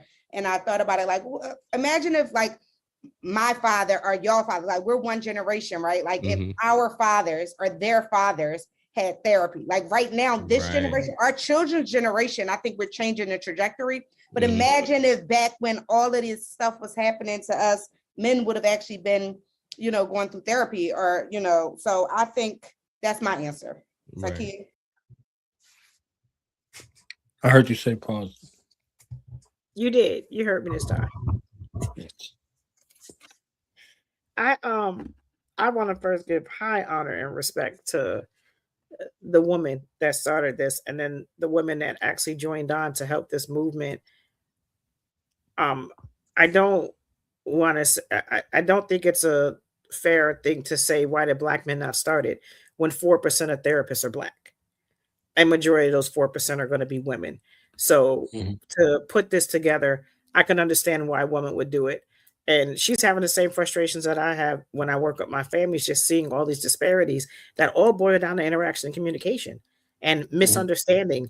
And, you know, for them to create this space, and now they're growing this space, but it doesn't really matter who started it. I'm giving honor to them as the starters, not so much just as women, but as women, for recognizing the need and actually just doing it and thinking outside of themselves. And because women, we're going to go get therapy. We're going to go to the doctor. We're going to do the healing stuff. It's a lot easier for us to jump up and just go do that. No, and it ain't always healthy. I'm not going to say that, but we will, you know, jump on that wave. Black men don't have enough spaces where they feel safe enough to do that. So for that space to be created, and she built it and they came. You know, that's a beautiful space to be in. And I think that I don't think I will for this to grow, for more men to learn, for more therapists to come on board. And I hope that something sparks in some of these men, particularly the younger ones, to actually go into the mental health field. We do need more Black practitioners, especially Black men. When I can count, geez, in my organization, I think we have one Black male. We have an organization that has over 900 people. And I think almost 900, somewhere between 800 and 900. And I only know of one that's a problem. And if our grandfathers would have had therapy, we wouldn't be having this conversation. This wouldn't be a thing. Because there's so many things that we want to latch onto from that time. If healing and therapy was a part of that, the men would have been different. And we would have been still reaching back to be those men. We want to be those men, and they weren't healed. Imagine if they were healed. Imagine what could have been built, what could have been kept. Even though they tear it down and take it from us, better decisions would have been made. Families would still be together. Women probably wouldn't have to work. Because the men probably would have created a way to make sure that they could bring the provision and make sure that the family could be taken care of. the woman could be the nurturer again. But now she's not. She's a disciplinarian and the provider, and the nurturing actually goes to the wayside. But I think that, but again, it hasn't happened. We don't know because they didn't get the therapy. And honestly, the men 50 and over right now ain't getting the therapy. Actually, almost 40 and over. The 30 and unders are. So this generation, is kind of like they have their stigma with it. They're not moving. But the younger generation is a lot more open to it. You do see a lot more of them getting help. They don't want to be their elders. They want to be different. They're moving different. They relationship different. They work different. They interact different. And yes, of course, we have YNs, we have issues in communities, but that is not a representation of Black men in America as a whole.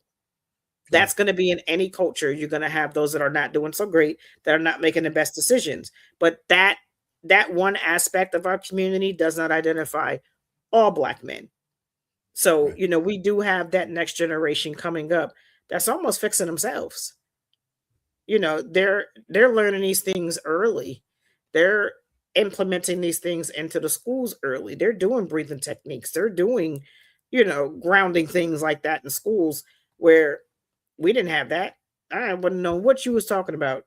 Put your feet in some dirt. When I was in elementary school, that was a foreign breathe. Take a moment, like none of that was a thing. There was much harsher consequences for feelings and actions. Now they're trying more gentle approaches, which this younger generation, outside of the ones that are growing up in traumatic homes, are actually raising up to be better men and women than we were.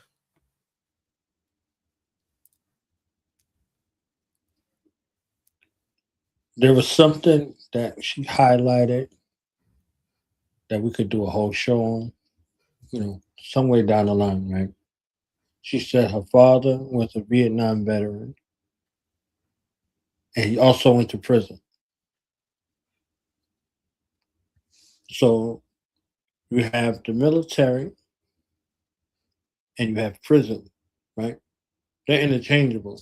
One day I'll speak about it, right? They're interchangeable. And in between the military and the prison is the street. So on these two opposite extremes that have intersectionality, you have the street. Not just the street corner, but the free cycle, quote unquote, right? So therapy would have become the difference between those folks going in the military and going to prison, right? So she could have had a relationship with her father, the one that she sought righteously, So in that aspect, if these two extremes that are there, that are waiting, that prey on Black men and become large contributors to the destruction of Black families, I argue anybody on either side, right? The cost benefit of military service, the ends don't justify the means. As a Black person and as a Black family, and as somebody who was a Black person in the military for the families, the ends does not justify the means, right? And prison ain't never reformed nobody, right? So when we look at these extremes, they become laboratory experiments that, plague the mind in the same sort of way. So therapy being beneficial about reintegration back into society on both of these aspects become critical. They become incumbent, and more attention should be prepared for due regard for returning citizens on both aspects. Both of these environments, you had to become somebody different in order to exist in these environments. And what success looks like, in the transition and what comes along with that is something very, very critical, because they could go in these situations, young boys, and come back grown boys if we're not careful in any of these regards. So the reintegration back into society. Society as a whole has to deal with these grown boys that are coming back from war, that are coming back from prison, and reintegrate them into society and family. And both of them need family support systems in order to reintegrate properly into society. So, what are those relationships like, and all of those things, and having a level of understanding and awareness to both of them became critical. So, her father getting hit with both extremes, trying to function in society, there are coping mechanisms that he may have took up to be able to try to deal with these experiences that he lived with and was plaguing his family unbeknownst or beknownst to him in that regard. So 100%. 100%.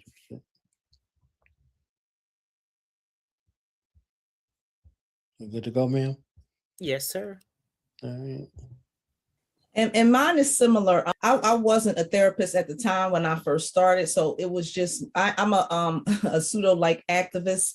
I'm always on the front line. Taz know anytime it's a rally, any city council meetings, I'm there. And so, like Taz said, first of all, I just got tired of seeing the way the world was looking at my men and treating my men. The people who look like me, because again, like I said, I've always had, my family always said I was partial to the boys in my family, and I denied it for years, but I am. But it's because people always looked at them as the underdog, and I never did. I'm always, we had talked about what word comes to mind when we talk about Black men.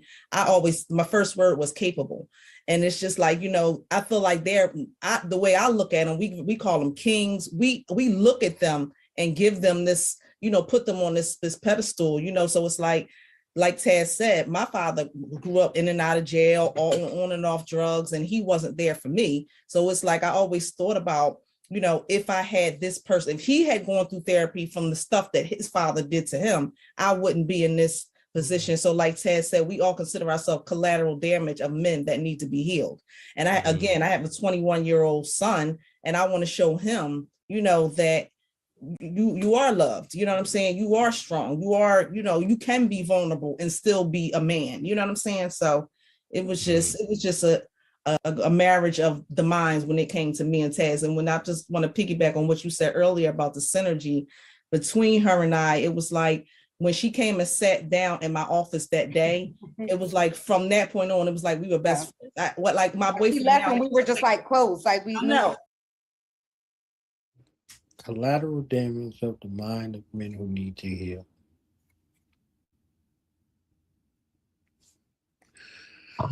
Ma'am.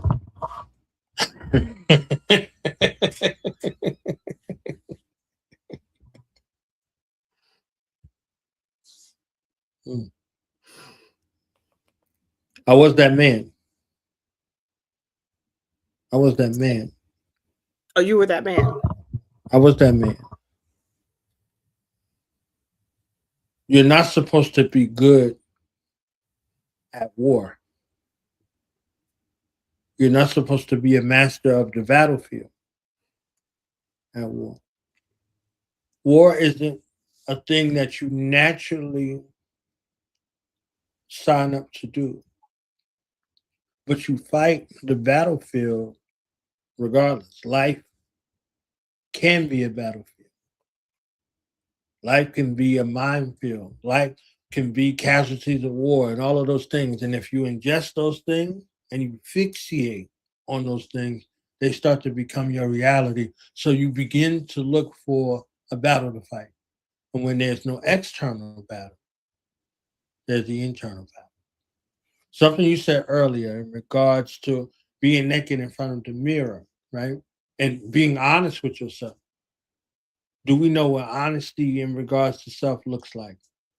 We'll begin to look at these other aspects of ourselves externally and become displeased. And now that becomes a battle to fight, right? So now, if that's the internal battle, the internal dialogue, now you are going to the ones you love and before them and looking for battle with them.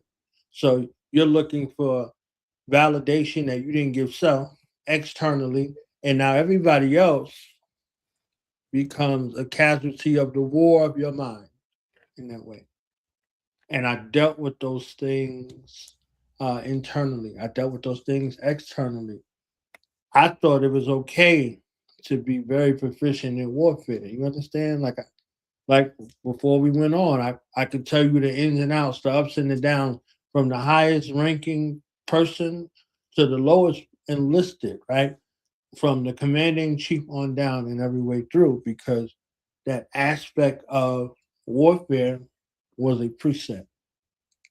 So the preset to not be speaking from a perspective of theory alone. There are a bunch of people who theorize and they write these books and they have these talks and they talk about warfare from all of these aspects, and they ain't never been in them, right? So they can theorize to a great degree, but many of us who've actually been in combat, that's not a safe space or a sacred space for them to talk about. So that's a plague of an internal dialogue, and we never get the external dialogue about the family that you had to come back to and the hell that came along back with you from there, and all of the hell that they had to deal with through vicarious trauma of hoping and praying that you don't become a casualty of war. Mhm. So you could come back from that situation, like you could come home from prison and you never came home. You never came home from prison and you never came home from combat. It's simulated during the training environment, and there are people who are changed by just the mere training environment. They're not the same. So now, if you add actual combat, something that you swore an oath to, right, to support and defend the Constitution of the United States against all enemies, foreign and domestic, you have a preset in your mind to look for danger, not where something is right, to look for something that is wrong, right? And those things have they have places. But if you never look at and see what's right, if you're only looking for something wrong, what are you going to do? What kind of family life are you going to have? Everybody going to be on eggshells because you're going to be coming in complaining about something that's wrong. Instead of being present in the moment, you have been trained and indoctrinated to be looking for things that are out of place and out of step. So they never know the other aspect that's rewarding to you. You don't get promoted in the military for what you do wrong. You get punished for what you do wrong, but you get rewarded for what you do right. So you don't share the aspects of the rewards and punishment system. And if the punishment system outweighs the reward system, you can't take them one with the other. Now, looking at the polarities of the family, your family is going through a situation that they don't want to burden you with. So they're internalizing it and they're fighting within themselves. So everybody's at war in this environment and everybody's a casualty because nobody's coming together and having these discussions and be able to look at it from this situation. So whether it's quote unquote peace or war, it becomes something where everybody becomes a casualty of the war of the mind of the one who needs to heal in that regard. So if you will look to in this sort of figure, and they raised you up as Queen Sister was talking about, of the king sort of aspect, you are looking at an infallibility complex that's plagued with a mind that is dealing with the mental, emotional, physical, and spiritual suffering that war brings and cannot be told about it and cannot be questioned about it. So you're a fool walking around, appearing though you're wise. You have an external command structure of authority where you're amongst those people that you are superior to and they do whatever you tell them to do. And you create a hellified home because of it. So oftentimes those worlds never come together until something happens. And the people that you go to are ill equipped to deal with it because this is a specialization right here versus a general sort of situation. So that environment becomes even more hellified based off of that uh, particular understanding.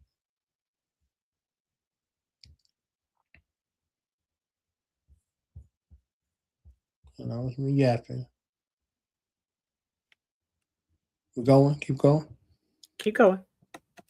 Forever. Like I'm And like, my boyfriend now, he'd be like, wait, when did you meet Taz again? Because it's just like, it was just, and don't get me wrong, we disagree all the time when it comes to Black Men Heal, but the mission is most important. You know what I'm saying? It's like the guy say, oh, there's ain't nobody above the group. Well, it's nobody above Black Men Heal. You know what I'm saying? So that's the core. And we all just work together, even put our ego aside for the sake of the mission of love. Right. And I think that's beautiful because, again, like I was saying earlier, is like we don't have enough examples of this in our community. A lot of what we see, at least, what I used to see, is that black men, Black women, Black people in general don't know how to work together. Right. And as soon as Black people start something, if Black people are involved in it, like it's gonna crumble at some point in time. Right. Because egos get involved and there's gonna be arguments and drama and all this kind of stuff. So to see y'all leading this organization and being able to bring people in, and the level of complexity that y'all have to deal with when it comes to structure and timing and all these different things, it gives me inspiration, but it also, I think, sends a clear message that we can and will, continue to build our organizations, and it is possible in our community.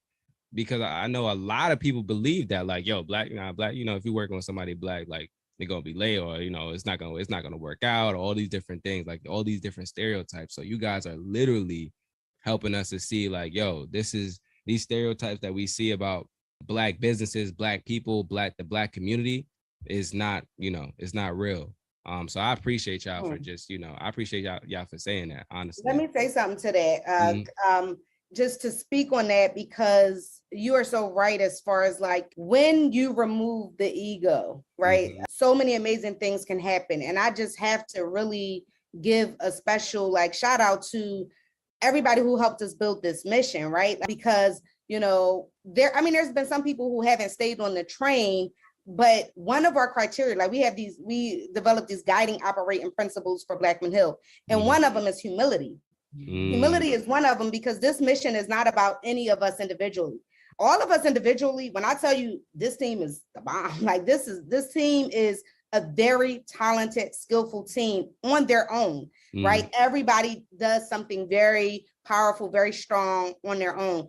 But we come together and we pour all of those gifts into this pot and make it about Black Men Heal. And so a lot of people didn't really even know that Black Men Heal was run by women, because they don't really see me as Ikea that often, because it's not about us, right? So Black Men Heal was about the men. So if you followed our social pages, we were talking to men, right? And so you didn't need us always in the front of that. And so I think putting ego aside has been a really beautiful thing. And then all of our providers who signed up to see them, and for 2 whole years, they did it for free. We didn't have no money, they were volunteering. And so if anybody came through Black Men Heal and they had this amazing therapist and telling us how amazing their therapist was, and they were not getting paid. They was doing it because they believed in this mission, and they have this love and belief in Black men in the same way that we do. And that is just a beautiful thing, and the way in which we've been able to plant the seeds of this and then watch the crop grow in the way that it is, because you have a bunch of selfless people who came together for this mission and didn't make it about one individual. And I think it's important to add selfless Black people, because we always think like, yo, like, man, Black people don't know how to work together, or Black people are selfish. But like, yo, like I said, man, you guys are literally showing us like we can build great things for our community. We can heal our community. We can build the things that we wish existed. Because like you said, for the longest, you were kind of getting upset about what was going on with Black men in our society. And you were like, you know what? Let me do something about it. Man. Oh man. So Did that man say black people? Did he highlight Black people doing something for Black people? Huh? Absolutely. Did he say that in the name of the Lord? He said Black people doing something for Black people, because we'll go tell it on the mountain when we ain't doing ish for each other. But act like we don't, we can't tell somebody about something good we doing. Okay. You know, Man, I understand what she's talking about with the ego. And I get asked sometimes from listeners why I don't bring people on. Why I don't, because I'm not a debater. right. I'm not your leader. I'm not responsible for anything that you're going through personally, unless I am actively one on one supporting you through that. And even in that, I'm not responsible for the outcome. I'm not interested in being a leader. Um, and I'm not here to debate. I'm not going to debate you on what you feel, what you think, and your opinion, because you're entitled to that. I am a disseminator of information. I am not even a teacher unless I am directly working with you and supporting you through something. You know, because at this point, at the stage that we're at, we're not ready to have a conversation yet because we don't have the emotional intelligence to do it. We're not ready. We can't stay on topic. We can't speak from intelligence and let the emotion sit to the wayside. We got ways to go. We got a lot of things to work through before we can actually have a conversation. And if the conversation comes, I'm not having a conversation with men. I'm speaking to men and women, but there's specific things that I feel like should come from men. I'm not interested in debating you on how you feel, what you think. I'm not interested in you telling me what you think that we should do. Women need to deal with the women, men need to deal with the men. And when we get some healing within those spaces, then we can come together and have a conversation with each other. And eventually the time will come when that will be a thing. But for right now, let's learn the art of communication. Let's learn the art of dialogue when we're not over talking each other, where we're not, taking everything out of context, where we're not deflecting and going all over the place with conversation. We have become the best politicians of conversation. These podcasts have become so political. And if I'm the loudest one, and if I show the most energy and passion, I'm right. You're dead wrong and you're loud and wrong. But that's what get the clicks. That's what's going to get the clickbait. That's what's going to make things go viral. I'm not interested in going viral. If it happens, it happens. But that's not my goal. I'm not going to intentionally create a viral moment by being disrespectful, by being condescending, emasculating, putting down. None of those things have an interest to me when my whole entire goal is to correct that. It's to change perspective about each other. So, when and I've been accused of being in my ego, just wanting to speak. It's not ego, it's understanding. We're not ready to have a conversation yet. And again, your opinion and everything, that's a beautiful thing. But take the information, what's for you is for you, and what's not, leave it on the plate. I'm not here to force you to do anything. I just want to give you some different perspectives, some different ideas, some different tools, some different knowledge, and even just be an ear. You know what I'm saying? And right now, you're being the ear. The time will come when I may be able to be an ear for you. But for right now, we're not ready to have a conversation. I'm not about to do that. This is not, no color pills. This ain't no pills. This is water here. we're gonna cleanse, we're gonna flow, we're gonna move around. But so, and as far as like working together, I feel like when you're talking about community, you need two perspectives. And you need two perspectives that represent what that community looks like: a Black man and a Black woman. And we don't bump heads. We've been talking about doing a show for years, literally years. And I didn't want to do it because I had nothing to talk about. And I came to you and I'm like, Born, I want to do a show. I want to talk about mental health. And you was like, okay, let's do it. What's the date? Let's go. And at that point, here we are, a few episodes in, growing. Every new person that chimes in is a seed that gets planted. And hopefully we can water that with nutrient water, with positive water, with affirmative water, manifestation water, nothing murky, because that's not what we're here for. And I believe that the true intention of this show will make it go where it needs to go. It's going to make it be what it needs to be. So, again, I'm not coming from ego. I'm just coming from, I'm not about to argue with you. Go stand in the mirror, butt naked, unclothe your emotions, and go argue with that. Because I'm not about to argue with you. And again, eventually we can have dialogue when it's healthy. And when that time comes, it's going to have to be with the intention of solution. If it's not, I don't want to talk. So for right now, I am just a speaker. I'm just speaking from experience. I'm speaking from, experience with others, personal experience, things of that nature. I'm not coming from a clinical aspect. That's not my ministry because I'm not there yet. So, and I appreciate everyone that has stayed with us as long as they have, because this is a longer show than we usually do. But the fact that you are here lets me know that there are some people that feel the same, that we need to change some things, that we need to have more conversations, that these things are important to enough of us, because one of us can tell someone else and then tell someone else, and that will create that domino effect that we need, that we got to do something different. We getting our asses handed to us left and right, and we are volunteering it. We are towing a line of slavery. We have definitely picked up that garden hoe, and we singing Negro spirituals and wearing each other out with that hoe, and we got to stop. We have got to stay still for a minute and just stop blaming everything long enough to understand who we're at war with, understand their strategy, how they work, look at the history, understand the future intentions so that we can defeat that. And if we can't fight our own demons, we can't do nothing with this system.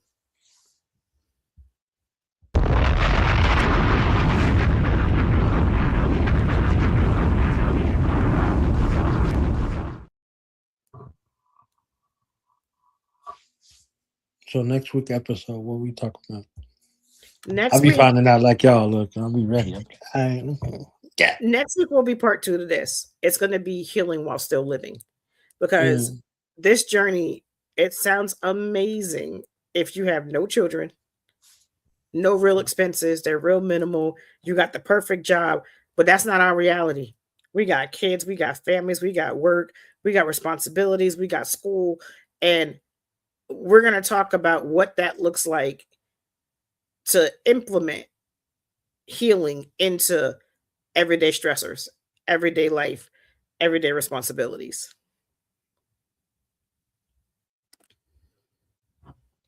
So I know you got a final word for today.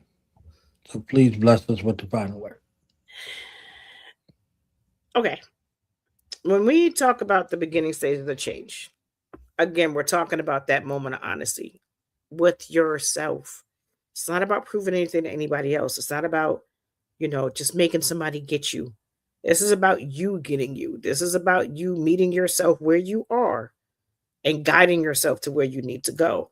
And we're talking about that moment where you realize that this is not something that you can wait for. We can't afford to wait. We don't have any time. We really got to get to move right now. We got to make room for this. We have to create the space to be able to heal. We have to make this a priority over everything else. If it means cutting off your social media, turning off your phone at a certain time at night, whatever it's going to take for you to get that quiet moment to be unstimulated enough to sit still with you. And it can happen at any stage. You're not too young. You're not in the middle of your life. And it's, no, I'm going to wait till I get older. Nah, you are right now, wherever you are in this time, whatever you don't like, fix it. If you come to me to fix it, how we going to fix it? We done problem identified. What is the solution? We got to get, and I don't want you to go down a rabbit hole with this. When you're sitting still with yourself, it's not a moment for you to pity. It's not a moment for you to shame yourself. Forgiveness may not even be available to you in that moment because you ain't figured it out yet. You got to fully know what you're forgiving yourself for. That will come, and we will talk about that. But for right now, while you're in the middle, you're under pressure. You got to learn how to make something beautiful out of that pressure. You gotta become that diamond in that dirt, in that rock. You got to come out shining. You got to come out blinging. And that's your responsibility. You are your responsibility. And you may have to mind your business, meaning strictly keep it on you. And that middle part, that middle pressure, that middle stage, which is getting past, understanding that something needs to be done. Now we're going to start working on it. But how do I fit that in? How do I get that into my day? Like, what am I going to do? I don't have time for that. I got to schedule sleep. How am I going to get that in? We're going to figure it out. We're going to figure it out. We're going to get you there so that you can get to that place that you want to be, and acknowledge right now that it is not easy. Get it in your head. It's like whenever someone has a baby, I let them know childbirth hurts. Don't let nobody tell you it's just beautiful, euphoric, and these endorphins get released. Yeah, that makes it less than what you're really going to feel, but you're still going to feel every bit of that passage. So it's not easy, but it's possible. You can do it, and you will do it if it's in your will to do it. And you got to start with awareness first. Pay attention to what you feel. You got to start with that self-evaluation. You got to start with that honest conversation. You got to start with that pausing before you react. That pause is life or death for you, because loss of freedom is a form of death, because that's something you can never get back. And even if you get released from captivity from that freedom, you are still limited. You are no longer free. And the freedom that we have already ain't really freedom. So to get less than what already ain't 100%, I don't think we really want to have that. And we got to start with one boundary, just one boundary, even if it's for yourself. My boundary is I don't go on social media for such and such time. My boundary is I'm not going to eat that anymore. My boundary is I'm not going to have all right, when I get to this point with that person in this conversation, I'm going to shut that down. I'm not going to let that person borrow money and never pay it back. One boundary that is detrimental to you. And if it's too big, find a smaller one. Whatever, just do it. Like you got to start somewhere. And if you got to start where you're comfortable, that's fine. Because that confidence will definitely help you do it again. And start with one truth. Like sit with yourself and really start with your truth. Where does this come from? And again, not from a place of blame. Okay, I understand that I'm this way because of how I was treated. That person treated me this way. But am I going to give them a lease to rent space in my head? Or am I going to terminate that lease and evict that so that I can move on and grow? Because this is a stopping point for me. I don't have proper connections with friends. I don't have proper connections with partners. I don't trust. I can't have good conversations. My interactions ain't great because you always have that fear. Fix it. Do something about it so that you can have a different experience. And that's how your change is going to begin, because it's all about you. It all starts with you. It continues with you. It grows with you. Life is experience and lessons. And how you determine your experience determines your lesson. Your power of control is you making a decision, making a judgment, make it in your favor. So mind your spirit, mind your words, and your responsibility as men and women. That is your power.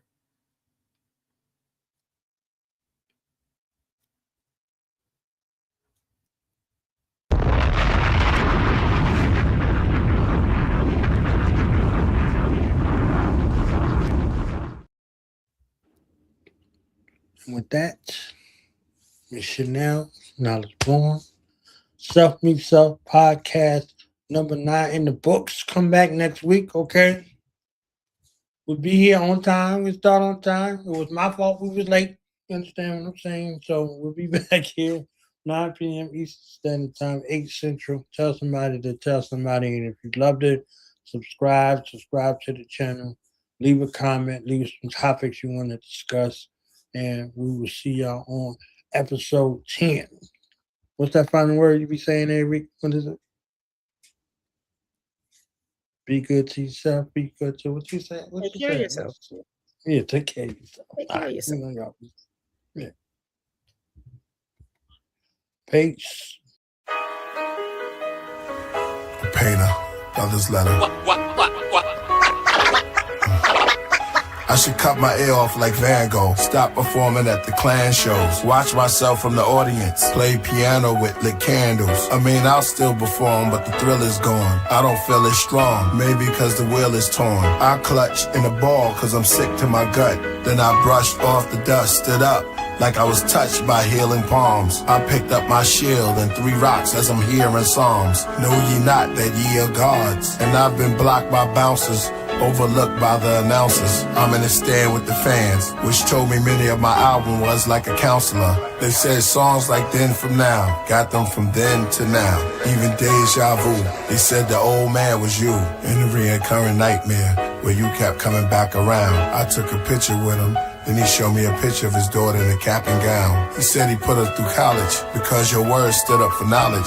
Said, to be honest, you like a prophet. I said, stop it. He said, what made you right before quarantine take us to Nebula in a rocket? I said, it was just my journey to the planet of gods, or divine intervention. Just a mantra, I said, for the monsters in my head. Kept reliving, but we true and living. Like 3 supermen then, he said, who you kidding? That was a beautiful listening. Clan came on and music was hitting. They did 4th chamber while I talked to strangers about his divorce and child support papers. Gotta restrain in court for his anger. On the cross cause of haters. As goes finish up with the black suede while he dawn. They look around, I'm not alarmed. They search backstage and I'm gone. Watch finish the set, play the next song. Play the next song. Nobody would remember.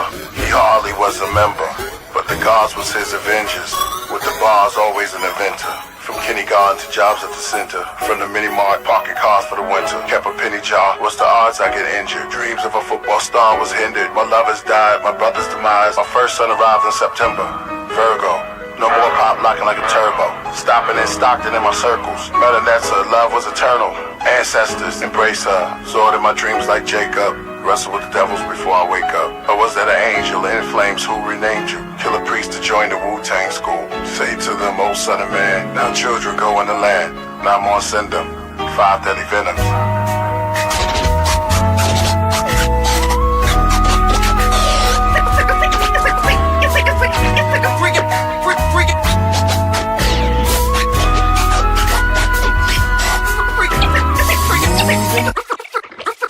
Freak out, yo!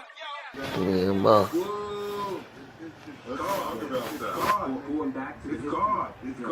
Man, say what up. Huh? Say what up. Say what? Say what's up. Man, you look like grandma. Oh, you looking at me now?